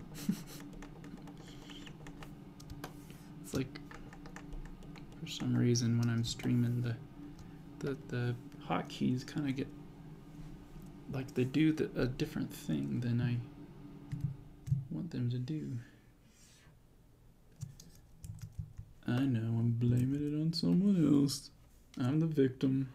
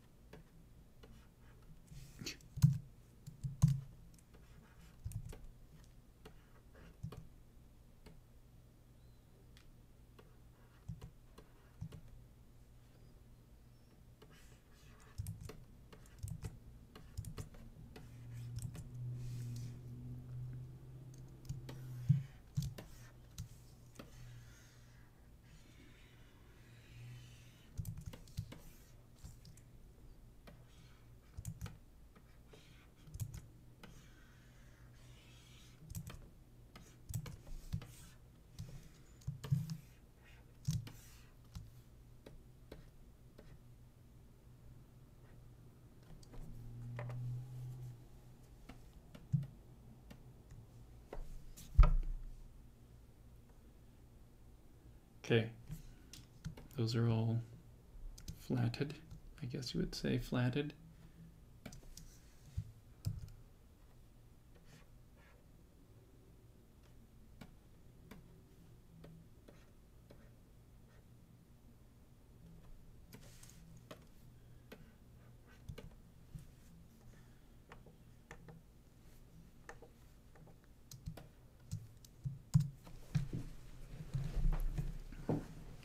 Oh, this is going to be fun to put light on this. Add light source and stuff. Ooh, it's going to be so fun.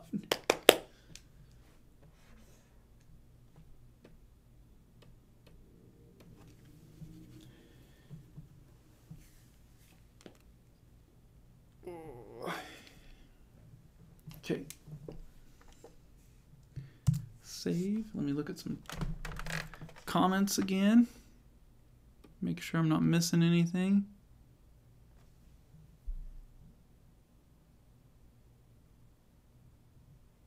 Nice. Nice, Jeffrey. Good job. I think that's a good choice.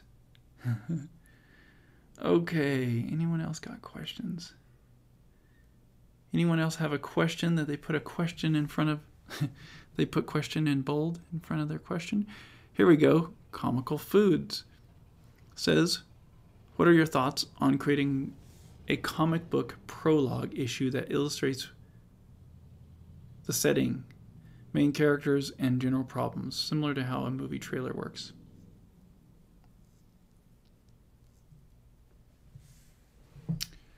I think if you have to create a comic that's a prologue, then in order to get people to jump on board, then I think you have a problem with your story not being interesting enough. Does that make sense? Or at least it can be interesting, but it's not told interesting enough. The first pages of your comic and your story and stuff should, you shouldn't have to answer everyone's questions before you throw them into a situation that just gives them a bunch of question marks and mysteries. And in fact, the more question marks and mysteries, I believe, up front that are interesting will hook people and make them want to keep reading it. So you don't need to explain a long time ago, before blah, blah, blah, and these battles were happening, and there's so many people left over, and the people are scattered across the land, and, whatever kind of story you're writing. What if you just start with a guy, if it's that kind of story, start with a guy walking down the street, and he gets jumped by some cyborg mutant ninjas from another planet. And then, the storytelling explains what is happening. And all the dialogue and everything within the story will give people more and more hints at what happened. And it makes the story so much more mysterious and interesting. And it slowly reveals new things. And so anyway, that's what I think about that. Because I think what you're trying to solve is the problem of the exposition, explaining the important meat of it so that people can start reading the story. But I just think it's going to be, I think too much exposition at the very beginning of a story kills it. Because you got to give people a lot of candy. You know what I'm saying? Pretty images, neat things that hook them, mysteries, introduce the weird characters, like, a crazy situation, someone's escaping from something they just did. Throw people right in the middle of this thing. And, doesn't have to start out like a James Bond movie, but that way it's a little more entertaining.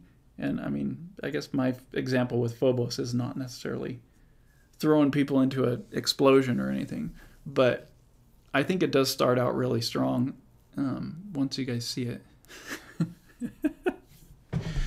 Anyway, I don't know. Those are my thoughts on it. I would hesitate if you feel like you have to explain a whole pile of stuff. Then I think it's the wrong.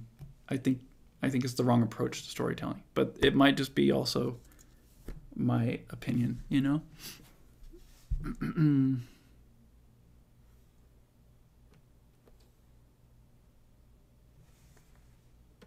Okay.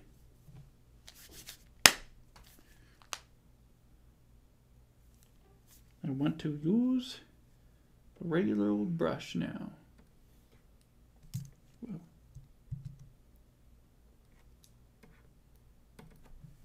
I'll just say drawing.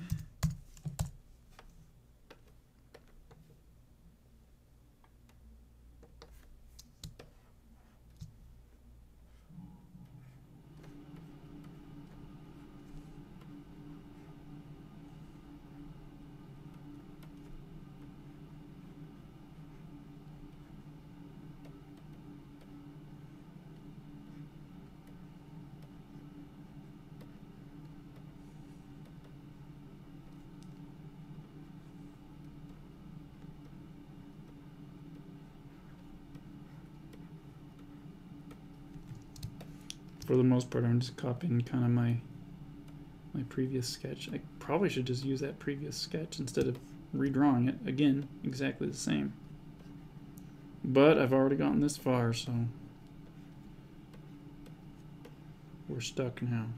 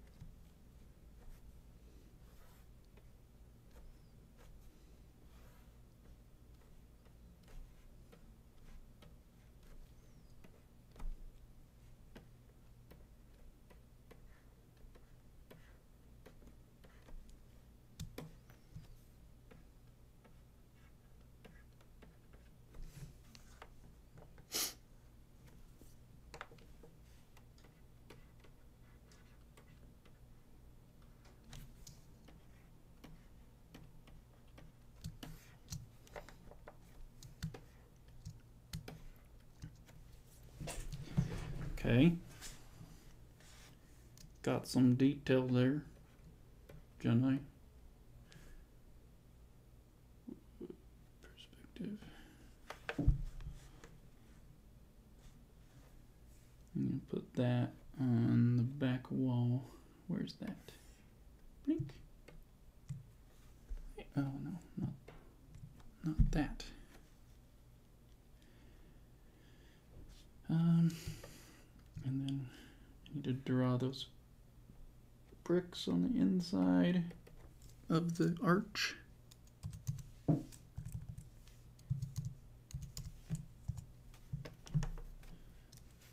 Not draw them, but just get a layer in there for them.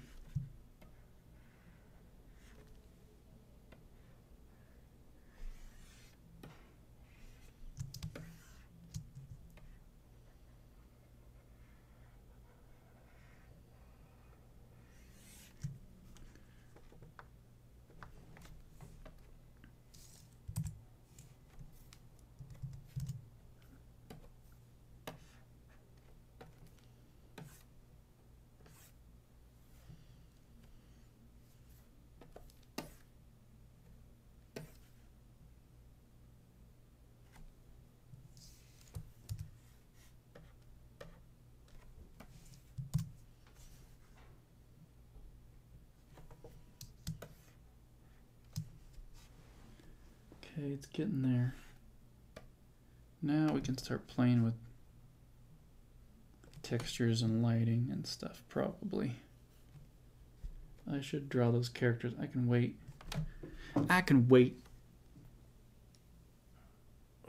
Those characters might just need to be lasso tool selections too, instead of actually drawn out.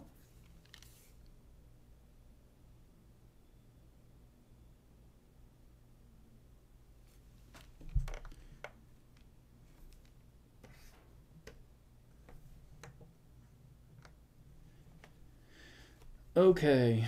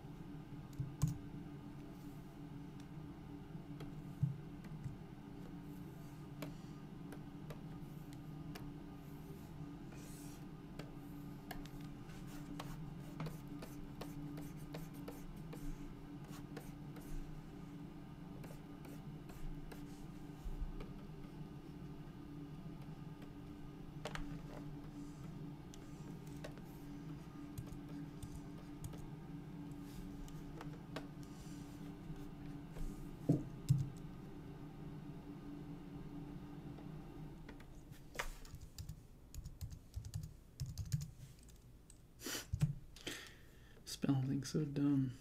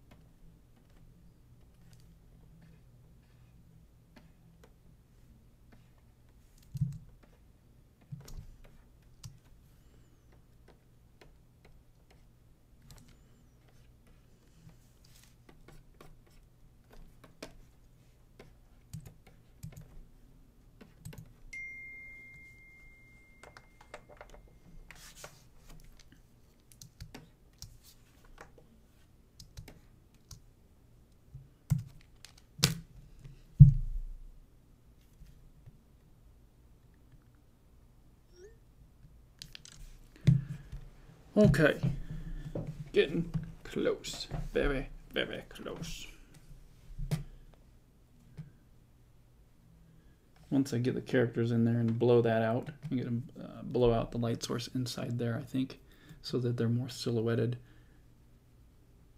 I might play with a little bit more of how the light hits the floor, so it's not just one streak. I might have another, well, let me just do this one before I forget.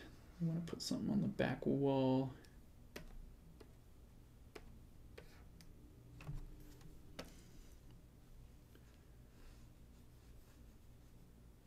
Let's see.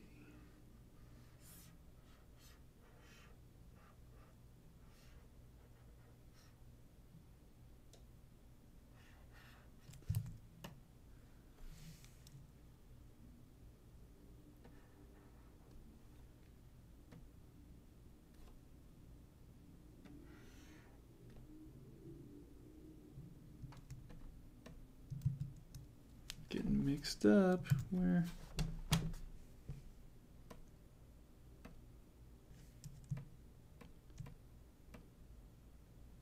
What did I do? Guess I copied it.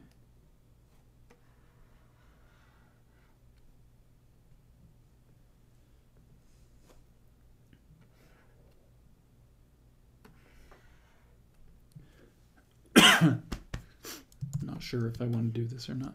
This is kind of to match the panel before it, but I don't know if it's important.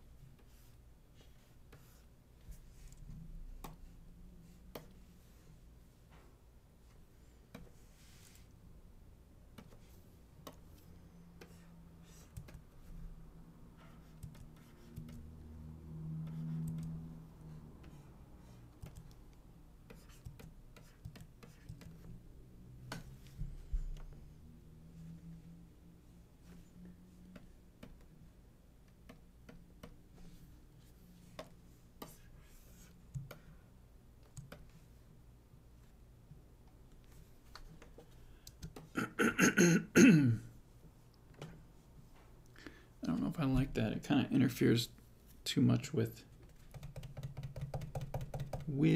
what does it interfere with? Actually, the frame is in a different place.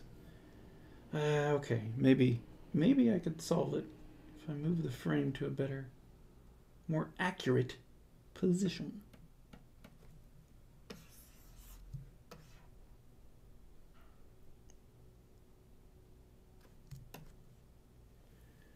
Then I'm gonna move all the other stuff that I did.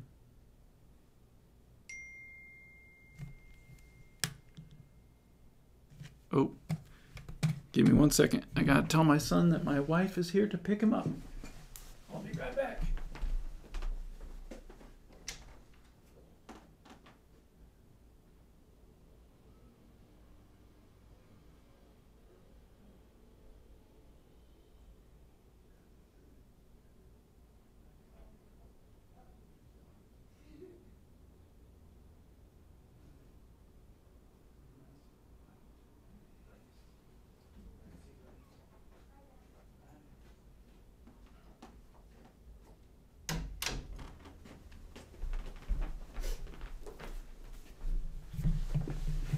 Okay.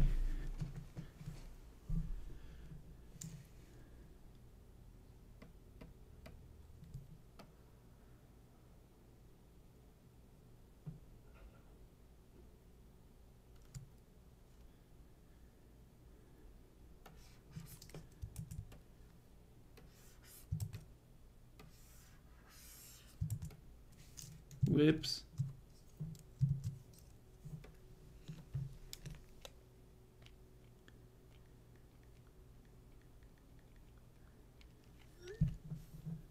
Okay. Let's make this work now.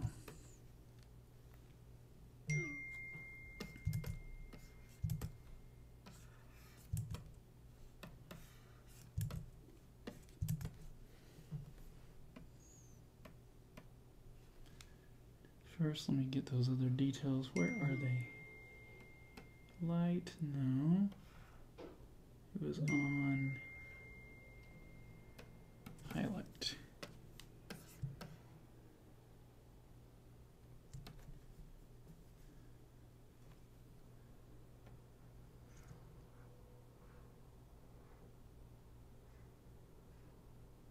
Where's my wood frame?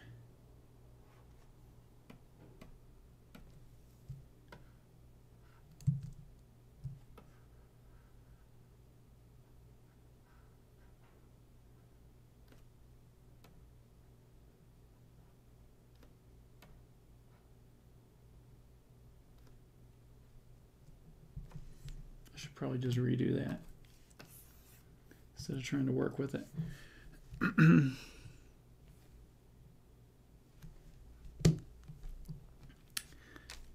Okay.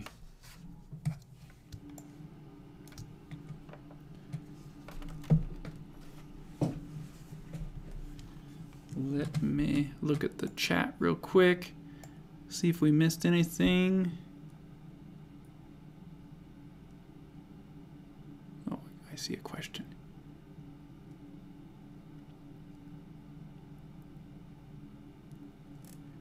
Oh, I see a couple questions. Link asks, how long have you been drawing and how many years of experience do you need to start the first comic?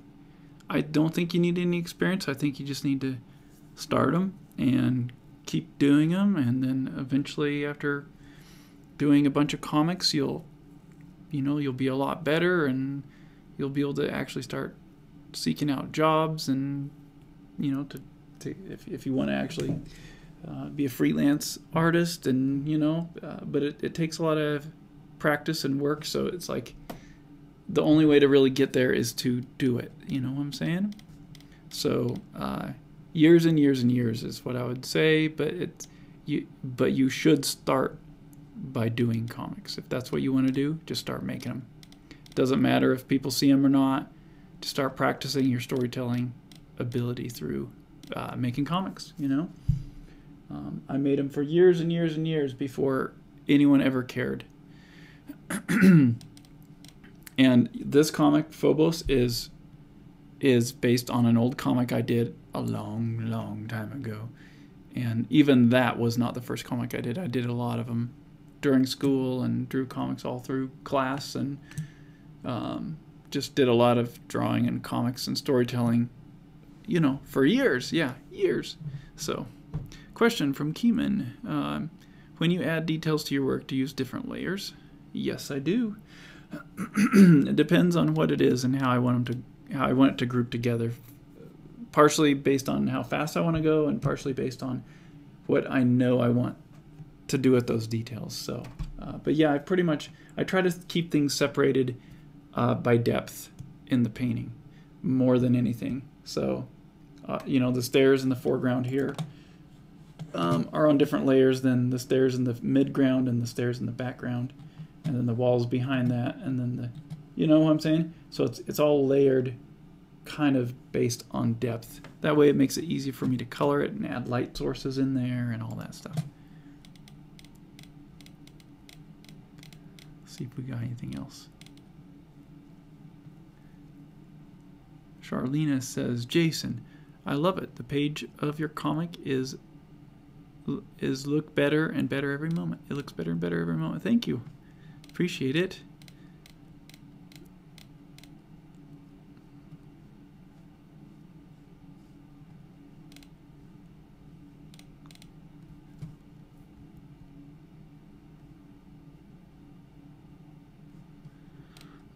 Okay, I see another question. Sorry, guys. Silence. Pathetic stream. Whew. Oh, it's almost 2. Question by Geza Booth. My copy of Scribbles became a subject of customs clearance. What? Where can I contact you so that we can solve this problem? They asked for some document. Oh my goodness. The mail is just so ridiculous sometimes. Because we put everything we needed in it, as far as I knew. You know what? Hit me up on, how would I do this?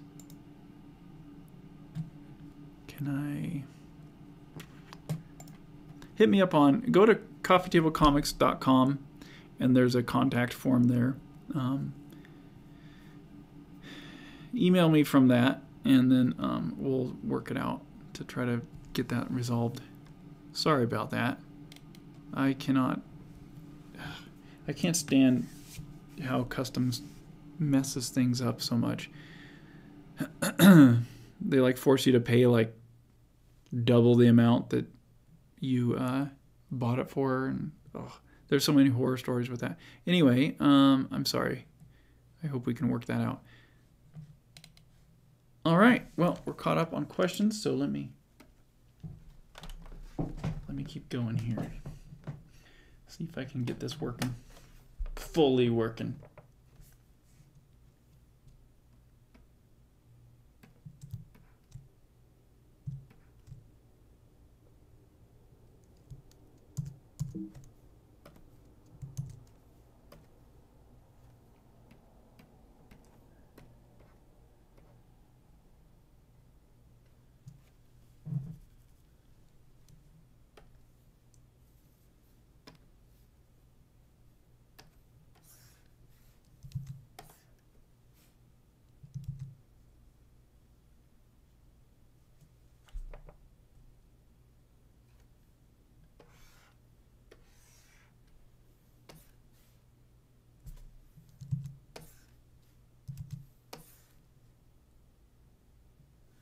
That's cool.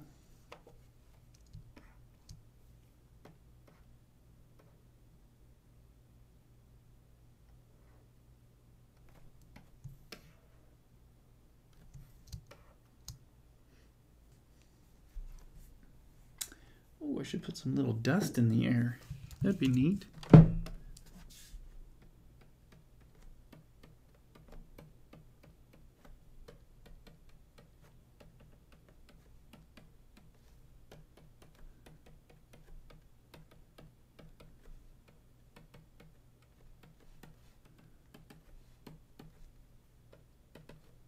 What do you think? Is that too much?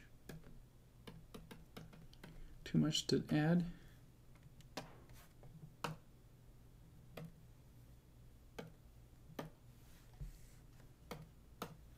I don't know if it looks like what I was going for, but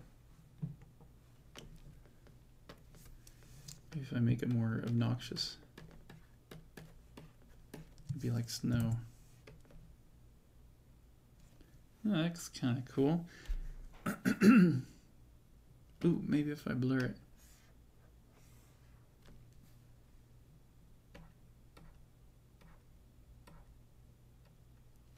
That kind of works.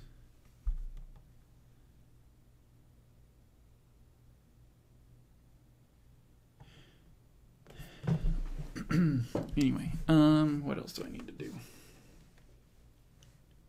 Go put some highlights back on this.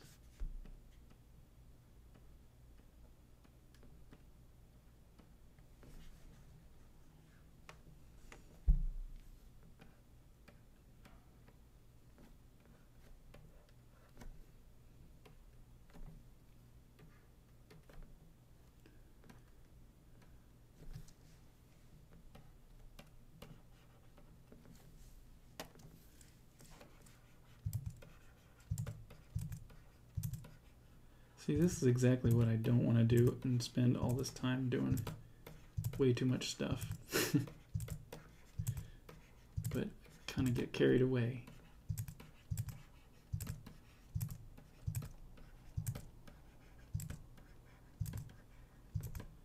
And I think it'll look good when it's all done. It's just I end up taking longer than I expect.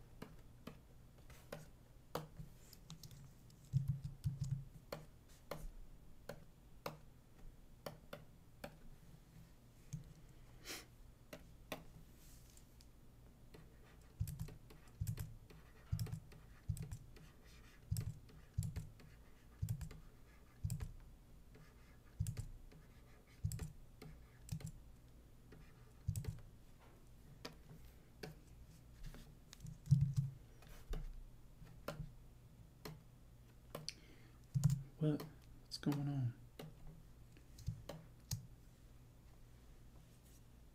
Okay, I think I'll just do that instead of trying to match the light source from the last panel. Because for me, it's just all about making it look cool. So get rid of that. Now, where's the wall? Sketch.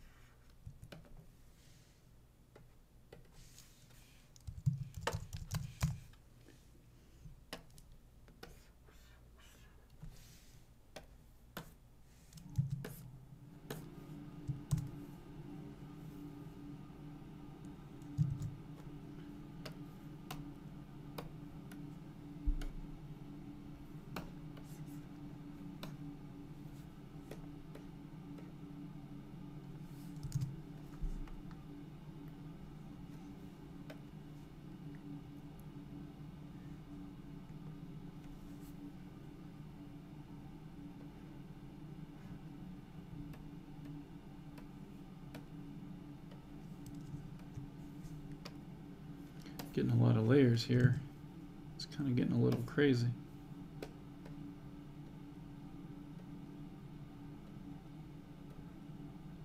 There.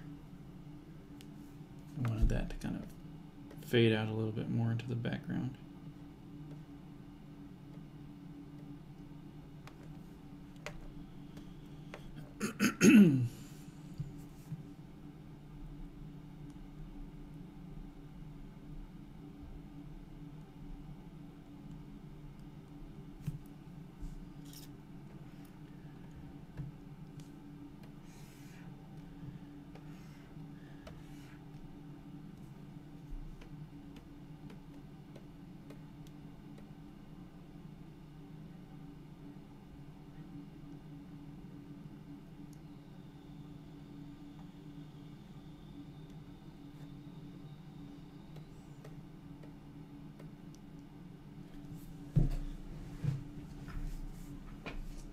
Just pulling up the sketch again so I can look at the characters.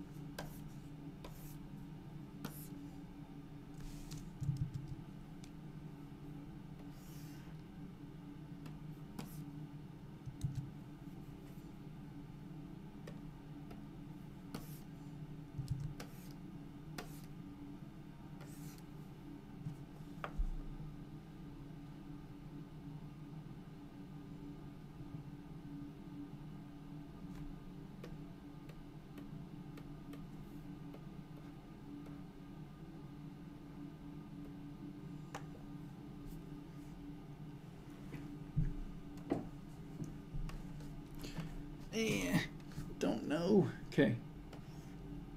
Keep throwing in round ideas and then I'm not sure which way to go. I think I'm going to try to just make them silhouettes.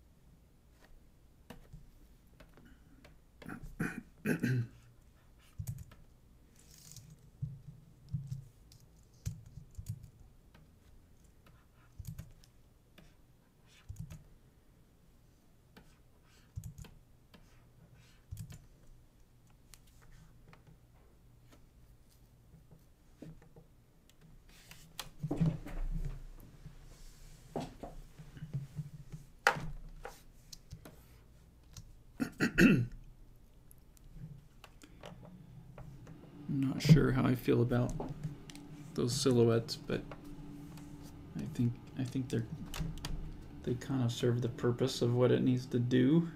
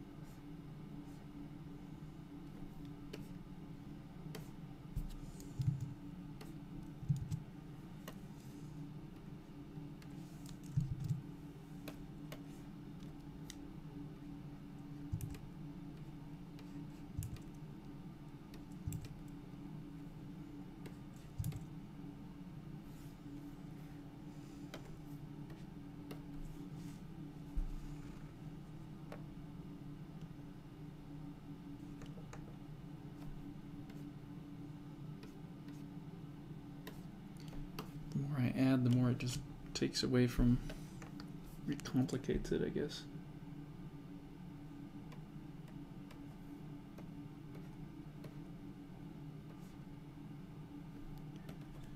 Lights,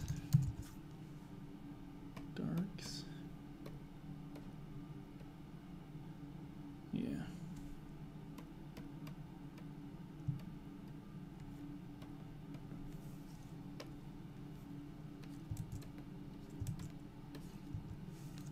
Stop.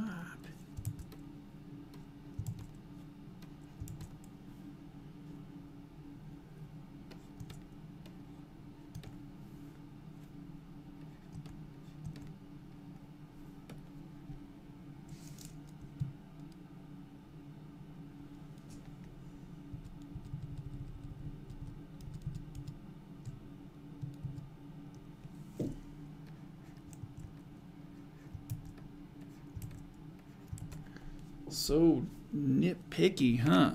Not good. Okay.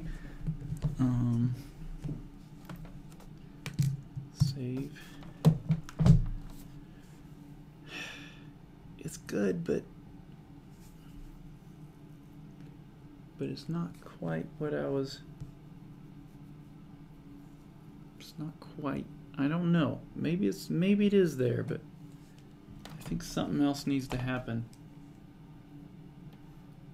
It's got to be something else. Man, I keep spelling that wrong.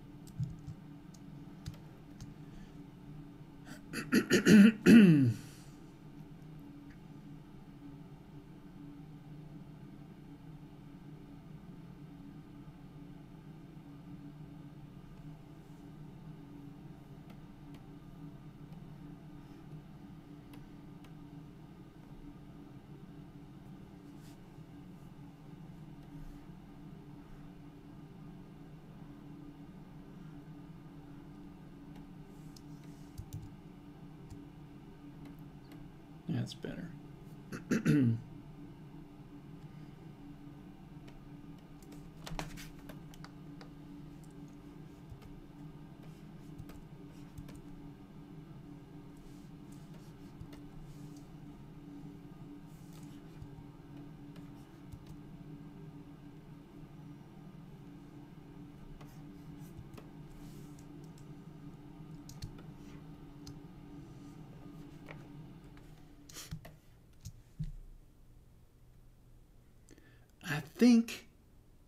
I don't know, but I think I'm feeling good about it. I don't feel like there's anything that's like getting me annoyed, making me annoyed. Maybe I could do a little bit more highlights in places.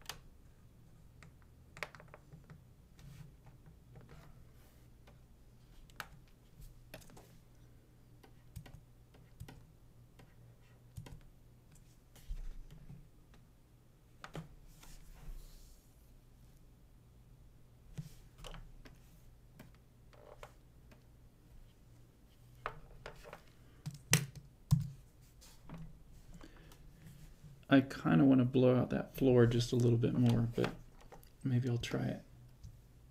And then I think I'll be done. Which means I'll do a new highlight, floor highlight.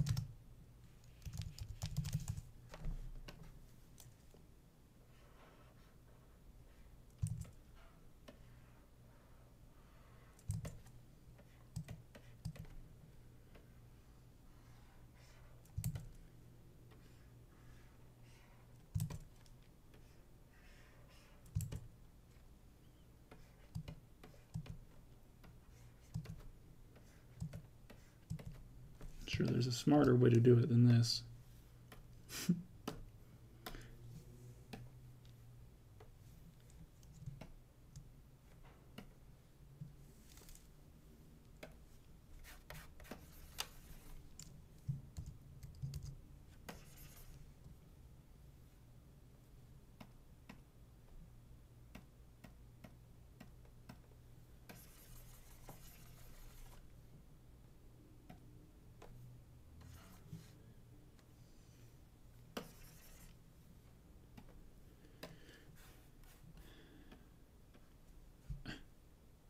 Why can't I see what I'm doing?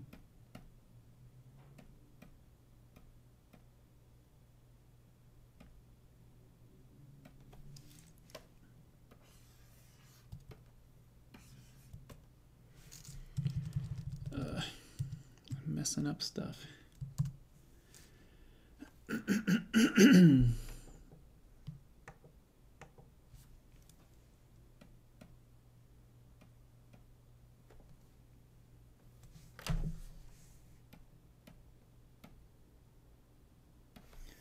Okay, I need to just do it a little bit smarter than I am. I'm kind of doing it the dumbest way possible. Since it's in the background, let's put it in the background. Well,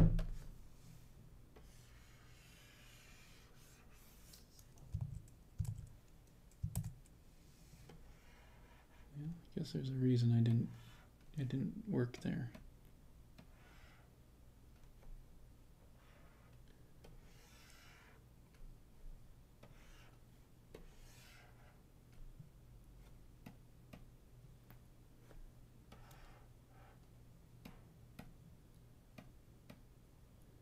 Why is it turning off everything when I turn off this layer?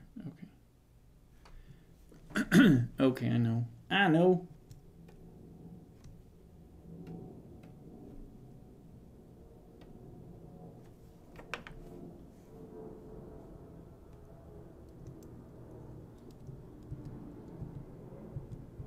That's more like it.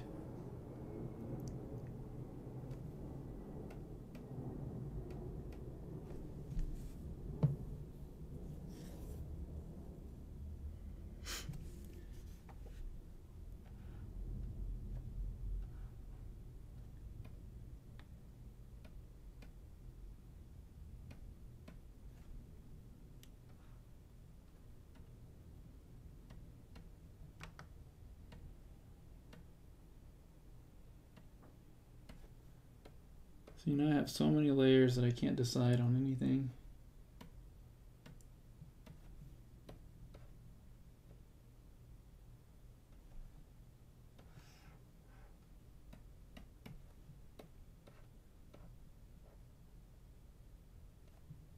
Okay, I think that's what I was going for. That's kind of the feeling I lack. Can throw this out.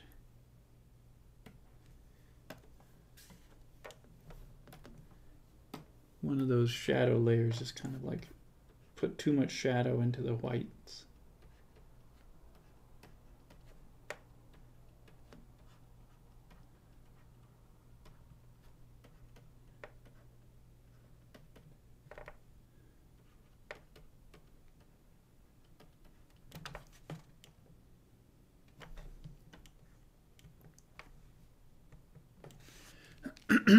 And with that said, I do have to put in some word balloons, but I think that's all I'm going to do on this one, other than the word balloons.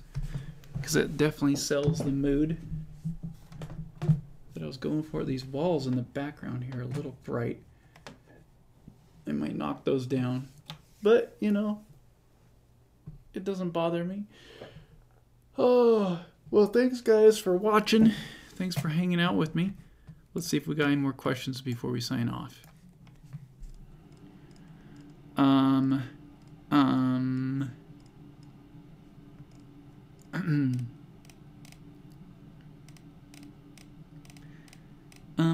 If you guys have questions, if you haven't heard this before, put question in bold, just like this, or this. That way I can see it. My eyes will go right to it. So let's see.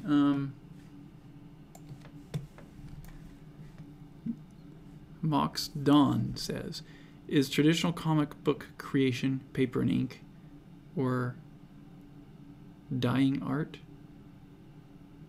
Is digital the new norm? Yeah, I would think traditional comic creation is using the blue line or the bristle board, using pencil and then inking right over it with ink, and then shrinking that down 60%. You know, at least in American standard comic sizes, that's how they do it. Shrinking that down and then, you know, coloring it. I know very few people who color traditionally, maybe watercolor and stuff still.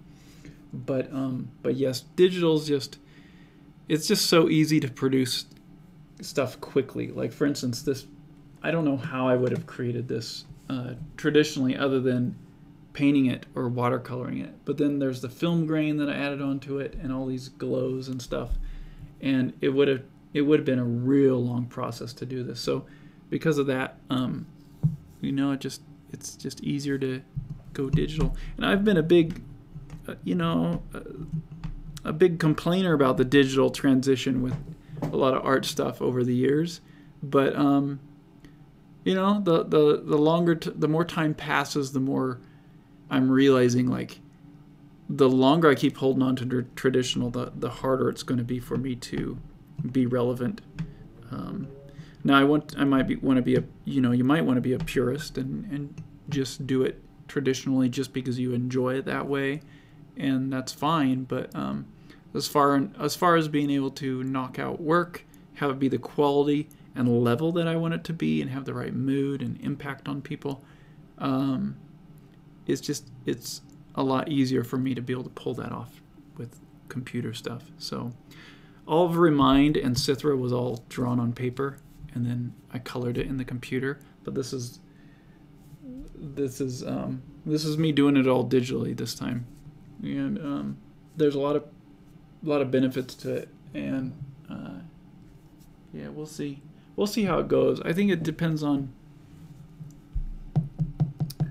I don't know, it just depends on how much I enjoy it, the process. I might switch back to traditional for the inks in a future comic that I do, but I don't know what I'll do. I see a problem now with the stairs. There's no perspective on these stairs, so I'll have to add just one little layer on these stairs, just so that you can see the perspective going away from you. But it's mainly annoying right up here. Anyway, I'll stop beating the dead horse real soon. Let's see, anyone else? Question, would you have enough time this year to create sweaters for the Cithra comic? Oh, interesting. You know, I could, I'm thinking of using services like Teespring to do more of my merchandising, just because it's, their products have been of good quality that I've tried so far, and I've been pretty happy with the result. And that way I don't have to have a big print run of things that I'm storing, because so few people order shirts, and even hoodies is even more rare to get orders for. And so I'm thinking I might offer more products on something like that, a Teespring type service where I kind of design it, and then if you guys want it, you can get it, but I don't have to make a a big print run and store it. And that way, if no one wants it, then no one buys it, and no big deal, you know? So, yeah, I don't have any plans, though, for it. This is kind of stupid, but I have plans to make, like, Teespring offers these workout pants where you can put a print on them. And my wife teaches exercise classes, so I was going to make some pants for her, like the workout exercise pants with the cat head all over it. I don't know if I'll do it, but I was going to try that. It would probably be really stupid looking. Anyway, thanks guys. I hope you enjoyed this, and wow, 3.5 hours. I guess that was pretty good for how complicated that page was. Thanks for watching, and I will convert this down, or try to have this edited down into a 10-minute video so that you get you get it all going fast forward, and then the questions are edited into that too, so that it's a little bit more entertaining than watching a 3-hour live stream. And again, if you guys want to see this comic when it's ready, which I'll upload the first installment this month, probably about 30 to 40 pages. It will be at my Patreon, so you got to become a patron in order to read this until it's in print and all that stuff. So please head on over there. Even for $1, you guys will be able to access the digital version, I believe. If you become a $5 backer, I'll actually send. I'm gonna have a promotion type deal for next month, September, I believe, where I will send you the first issue of Phobos as a little book. So I don't know the details yet, and there's not very much information on my Patreon about this yet because I haven't started posting it yet. So, but once I do, I really want to reward patrons with kind of exclusive either comic books, like the issues will be exclusive, and then once I print it as a hardcover, like a 300 or 400 page hardcover for the first volume, I'll stop selling those individual issues. So I don't know if I don't know how it'll work, but I really want it to be where it's a patron only type deal. So anyway, that's my goal, that's my focus. And so if you like that, jump on board. And maybe I won't stream over the weekend, but I'll stream again. Maybe I'll stream next week. I'm not sure. Next week the plans are going to be a little bit different. So I'll be releasing videos for sure. But I'm going to try to really launch this thing finally. For real, not for fake. So I'll see you guys the next go around. And with that said, I'm signing off.